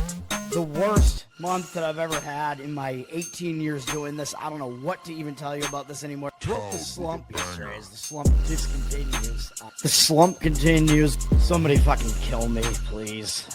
I don't even know what I should do at this point other than potentially end it all.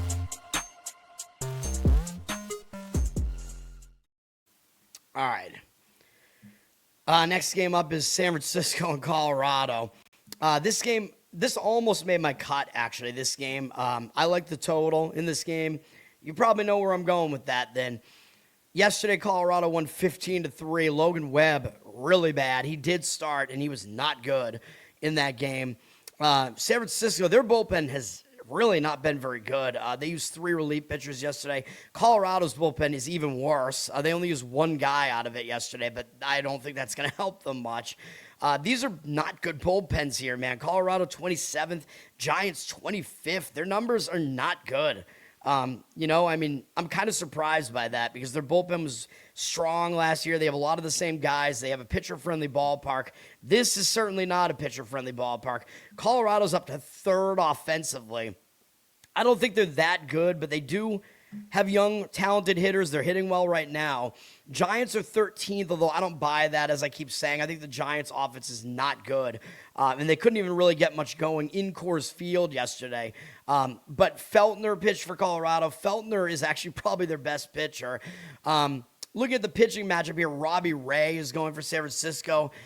He's all right, 3.39 ERA, 1.22 whip, but I do not like how he sets up in this matchup. He's significantly worse on the road, so that does make sense. The Giants pitch in a pitcher-friendly environment. Giants pitchers do at home, I mean. He's got a 4.54 road ERA, so he's not as good on the road. He is in pretty good form right now, though. He's given up no earned runs over his last 3 starts, picked up a win in all of them, and those starts are against the Braves and the A's. So those are good offenses, and he was able to shut them down. He pitched 8 innings apiece in his last 2 outings, but I don't think he's that good against Colorado. He actually pitched in Coors Field already back in late May, and he wasn't great. He went 4 innings. The defense did screw him, though. He only gave up 1 earned run, 2 unearned runs on 5 hits in 4 innings, 6 strikeouts, 2 walks. So he wasn't bad, but I wouldn't say he was good either in that game. Although, yes, the defense did hurt him. But if you look at his overall numbers here, he's got a low hit rate, which is good. His walk rate is too high, though. His strikeout rate is a bit low, and he's a fly ball pitcher, and that is not good in Coors Field. That's an extreme fly ball rate. He does allow some home runs here, so that might not set him up well in Coors Field, and his numbers against Colorado are not good. In 47 at-bats, 17-1 strikeout walk ratio is really good, but he's allowed them to hit 340 off of him with an 801 OPS, so that is not good.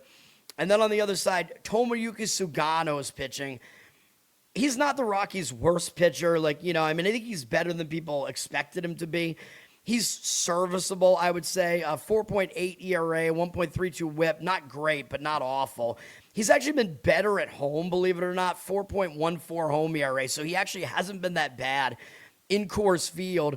He was bad last time out on the road against Minnesota. His 2 bad starts that happened recently were both on the road at Minnesota, where Minnesota hits well. Although I think he actually got a little bit unlucky in that one because he gave up 7 runs on 8 hits. And then he was bad at the A's stadium. But, the defense was kind of bad behind him. A couple of unearned runs in there. And the A's stadium's really hard to pitch in, although so is Coors Field.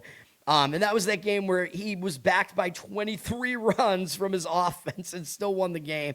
Sugano has a really low strikeout rate. His hit rate is a little bit too high. His walk rate is okay. He is also a fly ball pitcher, so it is kind of crazy that he's been better in Coors Field. He gives up a decent amount of home runs, but I don't know what the deal is. It hasn't really hurt him that much in Coors Field. He is facing an offense that isn't that good in the Giants, but they have been able to get to him.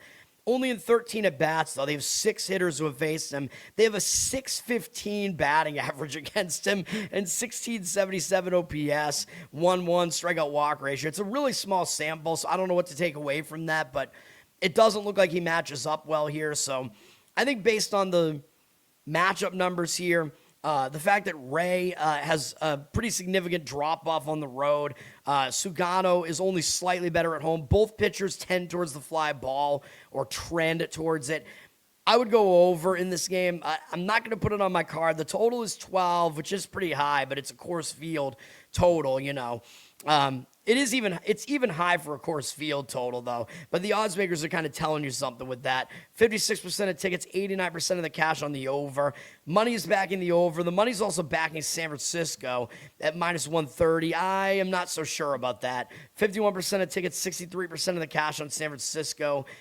Laying a road price with San Francisco with Ray on the mound on the road doesn't seem like the best idea to me. San Francisco is probably the better team. Probably in general, Ray is the better starting pitcher. They probably still have the better bullpen, but, it's really kind of pushing it to ask them to lay a price even like this on the road here. So I don't really love that. But the money is on San Francisco for what that's worth. But if I was going to play that game, it would be an over. And that one was close to being a play for me. That would probably be, if I was going to add an additional play, it would probably be that. Red Sox at Anaheim. Red Sox got the win yesterday 5-2. I'm still pissed about that because the full game went under, but my first 5 under didn't happen, and it was at the very least about to push. I don't know, man. The Red Sox were able to get runs off of Detmers. I'm pretty surprised by that. Bennett pitched better than I thought he would, and Detmers was worse than I thought he would be, so I don't know, man. Red Sox do still have the better bullpen, and they're very rested now after a day off. They did use Chapman yesterday, though, but he had a bunch of days off prior to that, so Sox bullpen is in good shape here. Anaheim used 3 relief pitchers yesterday, but they're not a good bullpen. Anaheim is 24th in bullpen. The Red Sox are 6th. So, yeah, Red Sox have the better bullpen here. Red Sox offense is not good, though, at 25th. They actually have hit better on the road this year somehow, though, and their offense has been at least getting a little bit better. I don't know, did Wilson Contreras play yesterday? Because I know he's suspended for more time than he should be, in my opinion. He played, so I think he must be appealing, and he actually was 2 for 4 and scored a run, so he was part of that offense from the Red Sox yesterday. So it looks like he is playing right now. I guess his appeal is happening right now. So Wilson Contreras is probably in the lineup, and he is the Red Sox best hitter at this point, which isn't really saying that much. So, yeah, do with that info what you want, I guess. Sonny Gray is pitching for the Red Sox. He's having a good season, 2.69 ERA, 1.11 whip. I mean, that is better than you could have expected out of him. Like, he's been good throughout his career. He's pretty old now. But, yeah, he's done better than I thought that he would. I thought he would be pretty good, but this is better than that. He's a little bit worse on the road, though, 3.29 road ERA. So he doesn't do as well on the road. He's coming off a huge start over the Yankees, where he was really good. One hit them through 7 1/3 innings, and I worry that there's going to be a little bit of a letdown here, because if you remember that game, Gray took a no-hitter into the 8th inning of that game. He was close to having a no-hitter, and he gave up a hit in the 8th inning, and then they took him out, and then that was that crazy finish to that series on Sunday night where the Red Sox blew the lead. They were only winning the game 2-0, and the Red Sox only had one hit through a huge chunk of that game. Red Sox blew the 2-0 lead, gave up 2 runs in the 10th inning, and then the Red Sox came back and scored 3 in the bottom of the 10th to win. That was a wild finish in that game. But I worry that Gray is going to be in a little bit of a letdown, because when you get that close to a no-hitter and you do it against your arch rival, the Yankees, yeah, there might be a little bit of a letdown after that. But the good news is he didn't really throw that many pitches. He still didn't hit 100 pitches in that one. And he is a veteran, so he's kind of used to throwing, close to 100 pitches in numerous games. They've been limiting his pitch count a little bit, although he's been limiting it too. He's been pitching pretty efficiently, which is good. The prior start, he was really good in Coors Field, though, too. He's been good recently. He had another pretty good start against the Yankees a few starts before that. His strikeout rate has actually gone up recently. His walk rate's been low. Over the course of the season, he's got a low hit rate, decent strikeout rate, and a pretty decent walk rate. So overall, good. But again, I do worry about this specific situation. And his numbers against Anaheim are actually not great. In 52 at-bats, 269 average, 783 OPS, 18-4 strikeout walk ratio. That's not great. He'll be going up against Sam Altogeri, who is really, really unpredictable to me. Like, he's really young. I think he does have some talent. And he beat me last time out, because I went with an over, I think, the last time he pitched. And he pitched well in that game. 4.85 ERA, 1.45 whip from him is not really that good, though. But he's been good at home, 3.24 home ERA. Again, he did pitch well last time out against the A's, and the A's are a better lineup than the Red Sox. But he did struggle the 2 previous starts against Baltimore and Arizona has not been hitting well. Baltimore is a decent offense. So, I have no idea what we're going to get out of Altogeri here. He still has a walk rate that's definitely too high. His strikeout rate is still not high, so that does tell me that he's not really a guy that has, like, blow you away type of stuff here, you know what I mean? And his hit rate is still high, so I don't really love his overall numbers here. Honestly, I have no idea what we're going to get out of him. The Red Sox, 4 of their hitters have actually faced him. They're 1 for 3 off him. Romy Gonzalez has the only hit against him. It is a single. Narvaez has a walk, and they have no strikeouts against him. So that's not really a lot to go on there. I don't know what to do with this game. Maybe, the signs are almost indicating more for me towards an over here. The money looks like it is agreeing with the over, but the ticket percentage is on the under, which is crazy. 63% of tickets on the under. I don't see the public coming in and playing an under in this game. But 63% of tickets and 52% of the cash on the under. Looks like the under is public with less of the money on it at 8.5. I think an over may actually be the approach here with Altogeri. I just don't really know if he's really that good. And Gray doesn't have particularly good matchup numbers. Could be in a letdown spot. Red Sox are very public. 91% of the tickets on them, 95% of the cash. It looks like the money is slightly going in towards them, but I don't really know about that because they're just really public. Minus 160 something. That seems like a bit of a price to lay there. I know Anaheim's bad, dude. Anaheim is actually one of the worst teams in baseball. Red Sox I keep saying the Red Sox, talent-wise, are at least better than their record looks. But I don't know. In this type of setup with Gray's matchup numbers, I don't think you should be laying a price like that with the Red Sox on the road. So I'll be staying away from that game. Dirty Sock, what's up? Thanks for hanging out. Miami and the A's, another really hitter-friendly ballpark here. A's got obliterated yesterday, 12-5. I thought the A's would do better than they did in that game yesterday. I don't know what that was. A's used 4 relief pitchers. They are not a good bullpen. Miami is, but they went with kind of a bullpen-esque game yesterday, and they used 5 relief pitchers. Miami is actually ranked 3rd still in bullpen. I don't think they're that good, but they're a pretty good bullpen. But they're kind of used up right now. The A's bullpen is bad at 23rd. So in this game, I kind of think I would avoid both bullpens here. Or, if you're going to play Miami, maybe you still grab onto their bullpen advantage. I don't know. The A's are the better hitting team. They're 7th. Miami's up to 12th. But that was partially because they've had a couple of offensive explosions. I wouldn't totally buy into that because Miami has played in Colorado and in this A's stadium recently, so that's going to skew their offensive numbers. Sandy Alcantara is pitching for Miami. He's been okay. 4.2 ERA, 1.28 whip. As I keep saying, he is never going to return to what he once was, though. Just too many injuries throughout his career. He's not good on the road, 5.27 road ERA, so he pitches way better in his pitcher-friendly home ballpark. Pitching in Coors Field may not be, or pitching into the A's stadium, may not be good. He just pitched in Coors Field, and he did not do well. He gave up 5 runs in 5 2/3 innings, had 5 walks. That is not good. And 7 hits, 3 strikeouts. He's had 8 walks over his last 2 starts. Not really a great sign. He's a little bit wild right now.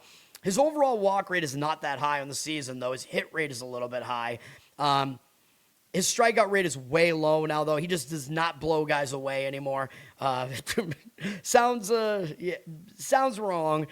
He also does skew towards the fly ball a bit, although it hasn't really translated to him allowing that many home runs. But he is kind of a fly ball pitcher, which is not great in stadiums like this. The A's only have 3 hitters who have faced him, but they have done some damage against him. 288 average, 770 OPS in 52 at-bats, because McNeil somehow has 40 at-bats against him. I think McNeil must have been in his division, I'm guessing. I don't know where McNeil was prior to this year. Was he on the Phillies or something? I have no idea. Mets, actually. So, yeah, he was on the Mets. I forgot. But, yes, I was correct. He was in that division. But, yeah, Alcantara, the guys that have faced him have done damage against him. Aaron Savali is pitching for the A's. He's not very good. 5.05 ERA, 1.58 whip is not good. He really struggles in this stadium, and you can understand why. It's not a good stadium for pitchers. 6.83 home ERA is way worse than his road ERA.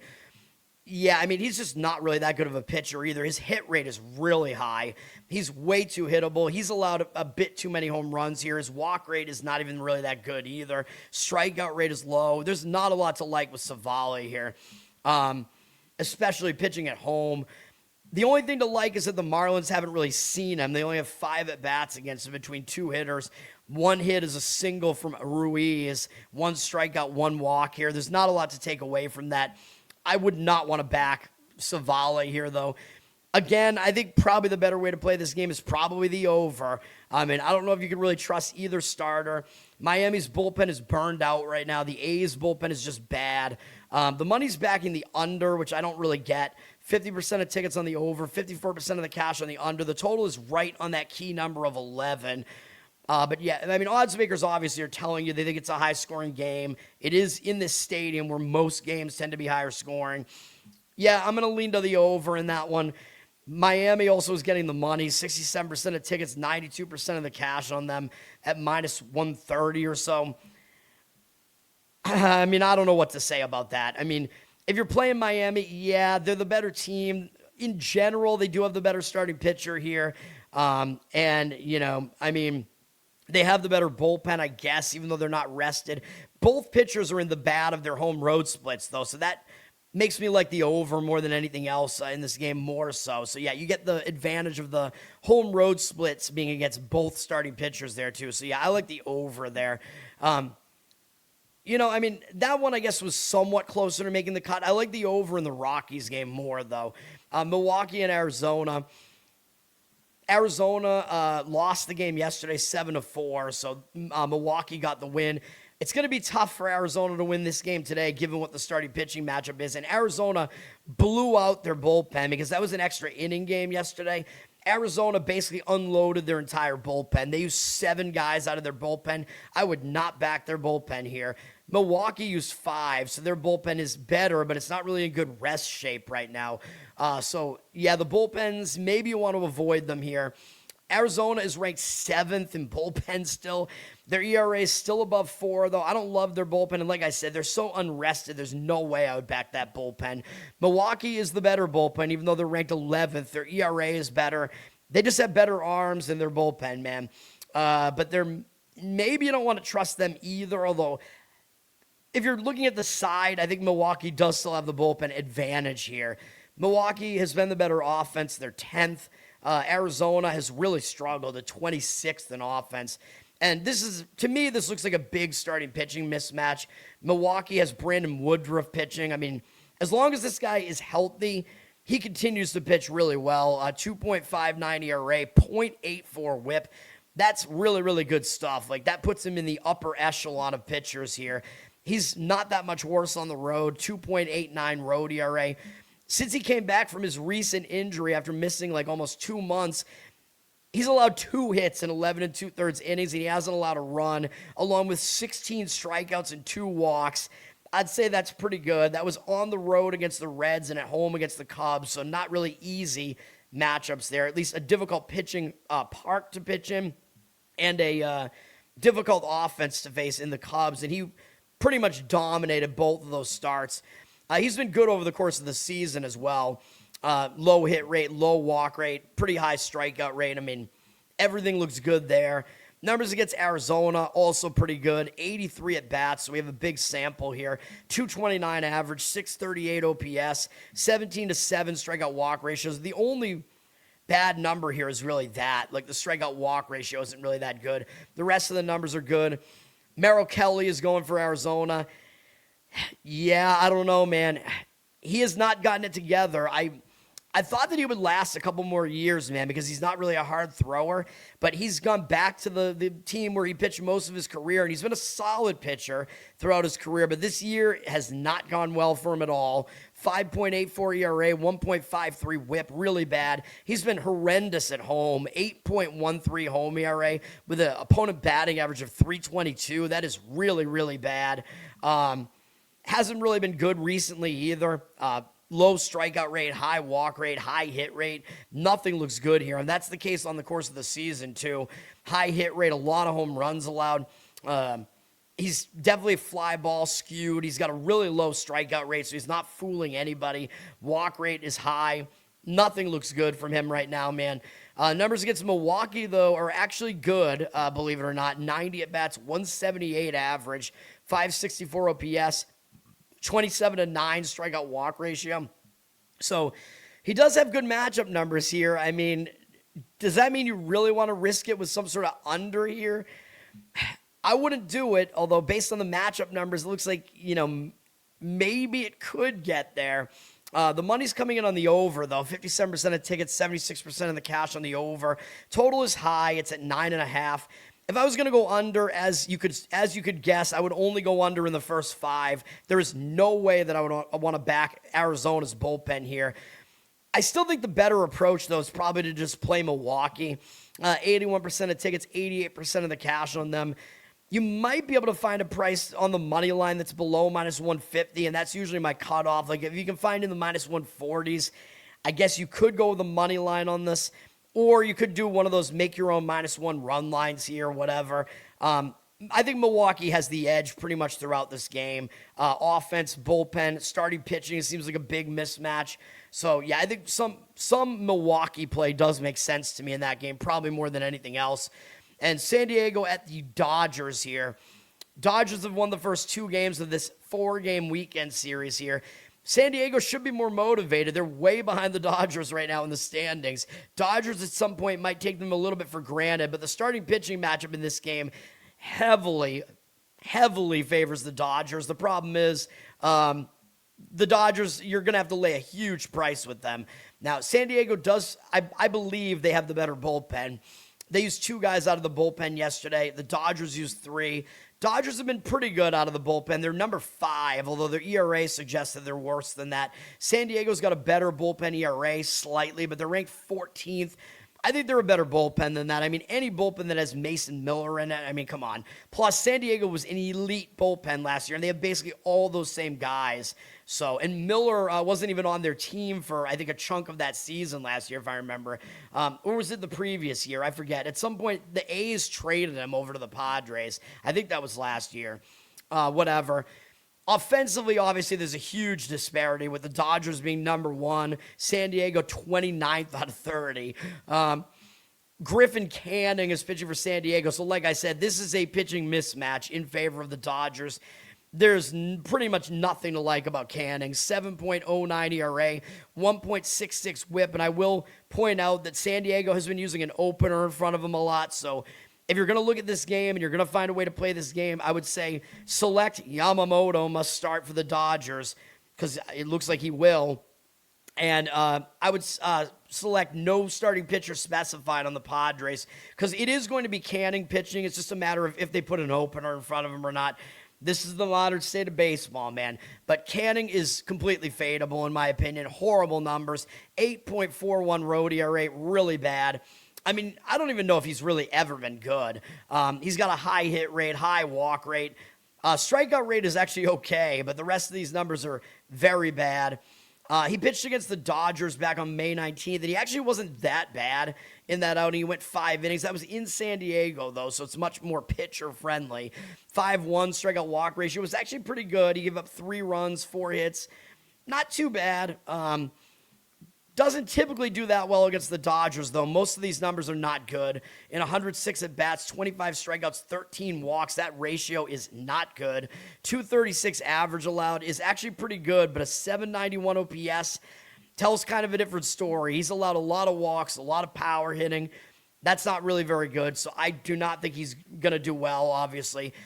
Yoshinobu Yamamoto, pitching for the Dodgers, obviously is a solid pitcher. 2.67 ERA, 0.89 whip. He is actually a little bit worse at home this year, 3.04 home ERA, which is still good. He's allowed more than 2 earned runs, more than 3 earned runs only once. Let's put it that way. He has a really low hit rate, really low walk rate. His strikeout rate is decent. So yeah, overall he looks really good. He's faced San Diego twice this year. Both of those were on the road. He was good in both outings, though. He went at least 6 innings in both. He allowed 2 or fewer earned runs in both of them. Had a pretty low walk rate in both of them, so that all looked good. It's pretty surprising, though. He actually has bad numbers against San Diego. I don't know how that's possible because like half of the games are probably in San Diego, which is pitcher friendly, but he's got a 280 average allowed to them, 871 OPS allowed, and that is including those 2 good starts against them this season. Very, very strange. 100 at bats against them, 24 strikeouts, 11 walks, so that is bad. That's a bad ratio there. Do I think he's actually going to pitch poorly here? No, I don't. I think this is a huge mismatch, really. But if you're going to play the Dodgers, I mean, I don't know if there's really a way to do it. They're minus 260 basically on the money line here. I don't think you could do that. I mean, that's ridiculous. 94% of tickets on the Dodgers, 87% of the cash on them. So the money is fading them. They're very public. I mean, I guess you could lay the run line with them or something and hope that it gets there because usually the Dodgers, if they do win, they usually do cover that minus 1.5 run line. I think you might get some runs in this game. The total's at 8.5. Money is back in the under, which I don't really understand. 50% of tickets on the over, 75% of the cash on the under. I think given that Canning is just bad and doesn't have good matchup numbers, and Yamamoto matchup numbers really aren't that good, and both pitchers actually are in the worst of their home road splits, I could see the over happening in this game. Probably you'd need the Dodgers to do the heavy lifting, though, so maybe a Dodger team total over makes more sense. And then, you take the question mark of, is Yamamoto actually going to be bad for once here? You take that out of the equation. Dodgers team total over does make some sense, but you're probably going to need him to, I think you might need him to score 6 in this game to get that thing over. So, seems a little risky, but of course they might be able to do it. Do with that information what you want, but I don't know why money's back in the under there. All right.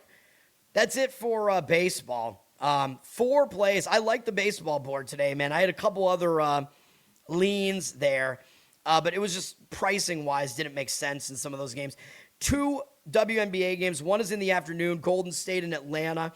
First thing I looked at was Atlanta's returning home from a road trip, so I don't like that. The road trip went really poorly. They lost all 4 games on the road trip. Now, they did already come back to the East Coast, so what they did is they went to the West Coast. Then they had the break during the Commissioner's Cup break. They traveled back to the East Coast for that, and they lost again to Washington, so they were not able to break their losing momentum. So now they've played since being after the break, but they returned home, which, I don't like that, the return home spot.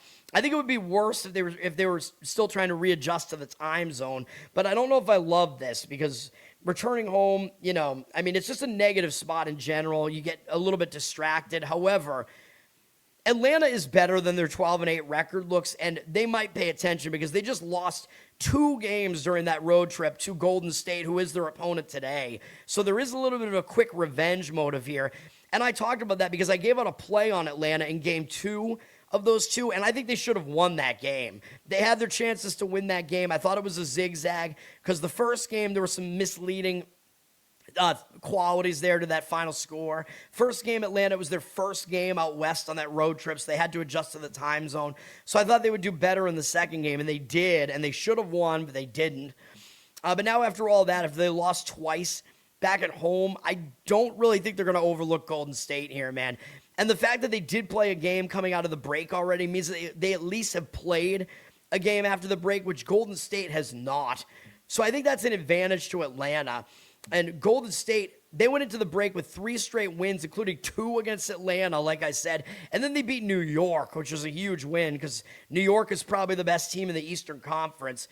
So they could be in a letdown spot, and they have not played since then, which was before the Commissioner's Cup break. So they've been off for almost a week. So I say you got to treat that like a bye, where they went into that bye week on a great note, winning 3 games in a row against good teams. I think that's going to disrupt their momentum. Now, yes, they're starting a road trip. Yes, they should focus on Atlanta again because they don't have bigger games up next. So obviously I'm not going to play this game, but I think I prefer Golden State in this game. I think I prefer Atlanta in this game. I think I prefer Atlanta, even though they're returning home from the road trip. Atlanta, 54% of tickets on them, 74% of the cash on Golden State, though. So the money is grabbing Golden State, but I actually don't think I agree with it. I think Atlanta has more advantages, man. Again, I think Golden State could have their momentum disrupted. Could be a letdown spot for them. It's a double zigzag, basically, for Atlanta at this point here. People are going to wonder why Atlanta's laying 4.5. Like, who's going to want to lay 4.5? With Atlanta, right? Against a Golden State team that has a better record. Atlanta's also better at home, though. They're 6-2 at home. Golden State's only 3-4 on the road. So, yeah, I like Atlanta in that one, even though I don't want to play it, and the money is completely going against it. So that's on CBS and Paramount Plus. The late game is a lot less interesting. The first game is 2 good teams. The second game is 2 bad teams, Portland and Seattle. But the first thing you're going to notice is Seattle's laying 3.5. Like, who's going to want to lay 3.5 with Seattle when they have, like, the second worst record in the league? They probably are the second worst team in the league, maybe. But Portland, even though they have the better record, the odds makers are obviously telling you something by lining Seattle minus 3.5 here. So I pay attention when the odds makers are telling you something, because they're telling you Seattle should win this game. Even though the records make it look like you should jump on Portland. Oh my God, the better record, getting points. Whenever you see that, Yeah, to me, I always think there's something going on there, and I tend to want to go in the other direction and trust what the odds makers are telling you. Like, they're almost signaling to you. Now, looking at the spot here, Seattle did just get absolutely blown out by Phoenix, and that was their first game out of the break. So Seattle did well going into the break, but I thought they were going to lose to Phoenix. I talked about that on the show. Seattle had gone into the break with huge wins over New York and Atlanta, came out of the break, and they were just completely flat. They got destroyed. Phoenix is definitely better than people think they are, and definitely better than at Seattle. Now, after that blowout loss, I know Seattle's returning home, but it was only a single-game road trip, and they're not really changing time zones a whole bunch here. I think maybe one time zone different or whatever. Although Arizona doesn't even really have time zones. I don't know. Seattle did lose at Portland the last time they played them, so Seattle should have some focus here. And again, playing out of the break and having a bad loss should give them, like they should get some momentum back at least, whereas Portland, they have not played since the break. Although they did go into the break on kind of a bad note. They lost 3 games in a row going into the break. So I talk about it being a bye. A lot of times they'll be able to use that time off to fix things and readjust. But the last win that they had was against Seattle. So they might overlook Seattle. Their last game was a 4 overtime game. And they've had a lot of time to rest since then. So that helps them out. Like if they had played like 2 days later, they would have been in a really bad spot off a 4 overtime game. But the fact they've had all this rest should help them. But then again, they also might be looking ahead because they do have Vegas and Atlanta coming up, and those are bigger games. So I think overall, I'm going to lean Seattle here. And again, the odds makers are telling you something with that number. The money is agreeing with that. Portland, 60% of the tickets and only 56% of the cash. So Portland is one of those rare, dreaded public underdogs where the public is on them and less of the money is on them. So I do like that because it means you're getting the team that the odds makers are telling you is the better team and should win this game, and you're going against the public at the same time. You're going to have to lay about 4, I think, with that number there. But yeah, that's what I would do in that game is I would lean to Seattle. Then we have World Cup. There's one afternoon game, Canada and Morocco in Houston. Morocco, it's interesting. Morocco is having to come in from Mexico. So Morocco's traveling through customs to get here. Canada is actually not going through customs because they actually played their last game not in Canada. Their first knockout round game was in LA. So they're already in the US. So does that help Canada a little bit? Maybe. Now, Morocco is the better team. Like Canada, they just really have not faced good competition yet, man. Canada, they had a draw with Bosnia, which is kind of alarming because Bosnia is not good. Canada crushed Qatar, but they were one of the worst teams in this thing. They lost to Switzerland. Switzerland is the best team they've played so far in this thing. And then they beat South Africa. I mean, whatever. That's how Canada advanced in the first knockout game. And Canada was bad in that game, dude. That was a 0-0 game that was about to go into extra time, and Canada scored like at the very end of stoppage time to win that game. That's not a good sign for Canada, dude. Like, they're clearly the worst team here. Morocco does have a bit more experience, even though some of those guys that were on their team for that run in the last World Cup are not there anymore. Morocco is minus 140 on the 3-way here. And 3-way, that's hot. And remember, if you play the 3-way, it only factors in the first 90 minutes. But, probably if you're going to play Morocco, that's probably the way to do it, though, is to just lay the minus 140 on the 3-way and get them to win in the 90-minute time and have the game not go to extra time. They're certainly capable of doing that. Morocco has definitely been more challenged during this, they've faced some better teams here, man. They had draws against Brazil and the Netherlands, and they beat the Netherlands in penalties to advance in the knockout. So, yes, Morocco, they're more battle-tested here. I know they had some easy games in there as well against Scotland. Didn't look great in that one, and then they beat Haiti, which is whatever. But still, they're more battle-tested than Canada. Canada's not played anybody as good as Brazil or the Netherlands, and you could make the argument Morocco's better than Switzerland. So this might be Canada's most difficult match so far. So that it makes it sound like I like Morocco here. I don't know, because when I first saw, Morocco just had that huge upset win over the Netherlands, my instinct was you got to fade Morocco in the next round, because when a team does that and they pull off a big upset against a really strong opponent like the Netherlands, and you dig into this game, it wasn't misleading though. That's the thing. So like usually when I see a team that pulls off an upset like that, and by the way, Morocco, they were about to lose that game and they scored in stoppage time to even send the game into extra time and then into penalties. That's crazy. And again, when a team pulls off a big upset like that, usually I want to fade them in the next stage because people are going to overvalue them. But this was not misleading. Netherlands had 0.24 expected goals in that game, which is crazy. Morocco actually dominated the game. They had 1.38 expected goals, and they had 70% of possession and more of the shots and the bigger chances. And they were just, they had a way better passing game. It's crazy. You wouldn't think that. Like, usually you don't see that when you see what looks like kind of a fluke win like that from an underdog. Usually you dig into the stats and it's like, oh yeah, Netherlands won the game statistically, but they lost. That's not the case. So I think Morocco probably does get this done. I think Morocco probably wins. I think they're better. I know they're in a potential letdown spot, but the fact that that wasn't a misleading result, the fact that Morocco's more battle-tested, I don't love that they're coming up from Mexico. I don't love that they did just pull off a huge unexpected win. And it was, one of those really dramatic finishes. So I don't love that, but they are the better team. So I don't really want to fade them here. What I am going to do is find a way to fade Paraguay, though, because their win was bullshit. Paraguay they're terrible. Yeah, so we're going to fade them. How do we do that, though?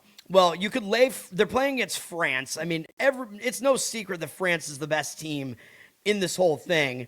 And obviously, I don't see France losing here. These games are both on Fox, by the way. Fox 1, Telemundo, whatever. France is minus 575 on the three-way. They're going to win. I mean, most likely. I mean, obviously, you can't really play them that way, though. So I think you have to look at different markets for this. So what do we do here to try to find a way to jump on France here? Well, you could lay the spread, which is minus 1.5, which doesn't sound too bad, but you'd be paying a price like I did yesterday. So that is an option. Like I laid minus 160 or so with the Ghana plus 1.5 yesterday. You could lay the minus 1.5 with France here, but you will have to lay about minus 160 to do that. That is an approach. I don't disagree with doing it that way. So you need France to win by 2 goals. You could do it that way. Maybe that's not a bad approach. Now, the other way to do it is the way I'm actually going to go with this. This is another best bet. And that first baseball game is starting. I apologize, but at least I did get my opinion out there. I liked Pittsburgh in the game, but it's not a play for me.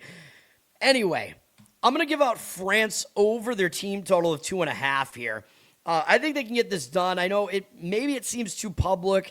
Maybe it seems obvious. I mean, it looks like a pretty good price on that, which does worry me a little bit. You're going to need them to score 3 goals here. And Paraguay in their games, I know they haven't allowed that except for to the U.S. That was the only time Paraguay allowed more than 1 goal only once against the U.S., and there was an own goal as part of that. But even so, if you look at their other matches, these are really, really misleading. I mean, in the game against Turkey, yes, they were down a man, so that means Turkey put up more offense than they probably would have otherwise. But if you look at the stats in this game, as I already pointed out, Turkey had 2+ expected goals in this one, but they didn't actually score any. So the expected goals tell you Paraguay's defense was not as good as it seemed to be, and they got pretty much dominated. Like, they should have lost this game. So Paraguay, yeah, I mean, they're not that good. I pointed that out. And then the game against Australia, I mean, I kind of throw this game out because these teams both, I think, pretty much knew they were both going to advance if they both took a draw to get to 4 points. So I think they kind of just played to a draw here in this one. So I think the game was just, they weren't really trying to go all out to score. You know what I mean? So that, just kind of, I throw this game away. Like, they were just really, really limited expected goals in this one. Both teams had about 50-50 on the possession. Not a ton of shots, no big chances. So I just think both teams were just satisfied with a draw in this game. You know what I mean? It was like a gentleman's agreement almost. So let's just both play to the draw and we'll both get to the knockout stage. You know what I mean? And also, playing Australia. I mean, did I say Austria? I meant Australia. Australia sucks. They're way worse than Austria. And Australia is now out, as I said they would be, because they lost to Egypt yesterday. Although it was close, it went to penalties. Yeah, what else was I going to say? Yeah, so I'm not impressed by Paraguay there. And then the reason why I'm really fading them is because everybody's freaking out. Paraguay, they just beat Germany, man. The U.S. is so good. The U.S. is better than Germany because the U.S. beat Paraguay 4-1, and Germany couldn't even beat them. Settle down, man. I know I gave out a losing play on this with Germany, -1.5, but Paraguay, this was a misleading win. Germany actually dominated the game statistically. If you look at it, Germany, let me see, they had 1.57 expected goals. I know that's not 3, but France is also a lot better than Germany. Paraguay had 0.35 expected goals, so they were not good in this one. Germany had 76% of the possession. They had more shots on goal, way more passes. Like, Paraguay is giving up more offense than it looks like, man. That's what I'm saying here. Germany, you know, they really should have won that game based on the statistics. I'm mad, obviously, because I don't like taking a loss. But I think Paraguay is definitely in a fade spot. Like, everybody's talking about this. Oh, my God, Paraguay, they're so good. And I know France is a very public side. I get it. It almost feels like Cape Verde yesterday. But Cape Verde, that was their first knockout round match, right? Like, Cape Verde's hype was only from what they did in the group stage. Paraguay did this in the knockout stage, and they did it in a dramatic fashion in penalties. So the way that they won that so dramatically, yeah, I don't think they're going to be able to replicate that. France is totally legitimate. France is going to get at least to the semifinals at this point. And France, this is the other thing. France has scored at least 3 goals in every single match in the World Cup. They scored 3 against Senegal, 3 against Iraq, which doesn't really impress anybody. 4 against Norway, although it was against Norway's backups, I know, but still, tons of offense. And then 3 against Sweden. This is a prolific and very deep France offense. So they've scored at least 3 in every single match. I think they can do it again. I mean, we're basically banking on France scoring exactly 3 here. They need to get it done. I think they could do it. Paraguay blows. Neither team has really a travel edge here. I think both teams played somewhere in the Northeast prior to going to this game in Philadelphia. I think France is coming in from Foxborough Stadium, Gillette Stadium, Boston Stadium. Paraguay, I think, played in East Rutherford in New Jersey, so they have a shorter trip, but both teams have a short trip here. Doesn't matter. I like France to either win this game by the spread or over their team total. I like this because it was just a better price, basically. I'm worried that it seems too obvious, but that's what I'm doing, and that's going to do it, man. So I got to get out of here. I'm going to go to a thing at my parents' house. It's cookout time. Everybody eats some burgers and hot dogs today, man. I was just watching an older Bob's Burger. I'm trying to catch up on Bob's Burgers. I do like the show, even though I'm really angry at them for firing Jimmy Pesto because he was at January 6th. Just total bullshit. And, you know, he's Bob's nemesis. I mean, he's one of the good characters in the show. Total bullshit. But I like the show. It's a funny show, and I just watched an episode. It's an episode where Bob gets forced into having to go on this road trip with Teddy, and it's just extremely annoying the whole time. Teddy's stopping everywhere to talk to everybody, but they get hot dogs on the trip at one point. I just laughed so hard at this one line because it's just so dumb. Teddy was like, Bob, are you even allowed to eat hot dogs? Like, you're a burger man. Aren't hot dogs and burgers enemies? And Bob was like, no, I think they're friends. I was like, dude, I don't know why I laughed so hard at that, but I was just thinking about, it's like so appropriate for going to a cookout today. Yeah, hot dogs and burgers are friends, man. We're having both of those at these cookouts today. Yeah, have some fun, everybody. Stay safe, if you're drinking and lighting fireworks off and whatever. Although, you're not allowed to do that in certain places. Oh, my God. Just don't blow your fingers off. Don't be Jason Pierre-Paul. And, don't do anything stupid if you drink. That's all I'll say. Stay safe, everybody. That's going to do it. My plays today. Yes. Texas Rangers money line. Cincinnati Reds first 5 money line. White Sox Indians first 5 under 4. Full game Rays Astros under 7.5. and France in the World Cup, over team total of 2.5. 5 plays today, stack board. I told you I liked the baseball board, and I had some other leans in there. You saw my leans. The over in the Rockies game was pretty close. The money, I think Pittsburgh run line or something like that would have been close to making the cut for me as well, as I mentioned, but the money disagreed with it. The game's already started because DC is doing the Freedom 250 whatever, so it's an early game there, so that game already started, but I do not have a play on it. That's going to do it. I got to get out of here. Learn to Toad on Twitter, learn to Toad on Instagram, like, subscribe to the show here. Let's get to 500, man. We're close. Come on. Listen on audio, Apple, Spotify, Spreaker, Covered in Uke on YouTube. I've been putting up some stuff that I could do vocally without straining my vocals, so check that out. I've been putting some new stuff up there. My Uke covers. Patreon.com/LearnToToad. I still got to update that feed over there. I'll get to it and get to some of those requests once my voice is back, which hopefully it will be, but this show doesn't help it, so I got to calm down. After I do the show, I got to rest my voice. Loser cast every Tuesday night. I know it was on Monday the last couple. Well, we did a Monday and Tuesday show last week, and then 2 weeks ago, whatever. And then this past week we were on Monday, but we will be on Tuesday still. So check that out. Giants G-Spot podcast, New York Giants, will be back at some point. And I was supposed to be on Here's the Thing, which is the same dudes from the Pick Is In podcast, but that was postponed last night. So I may be on tomorrow. Although I don't think it's live. I think it's pre-recorded. So I think if we record tomorrow, it'll be on Monday or something probably is when it'll be released.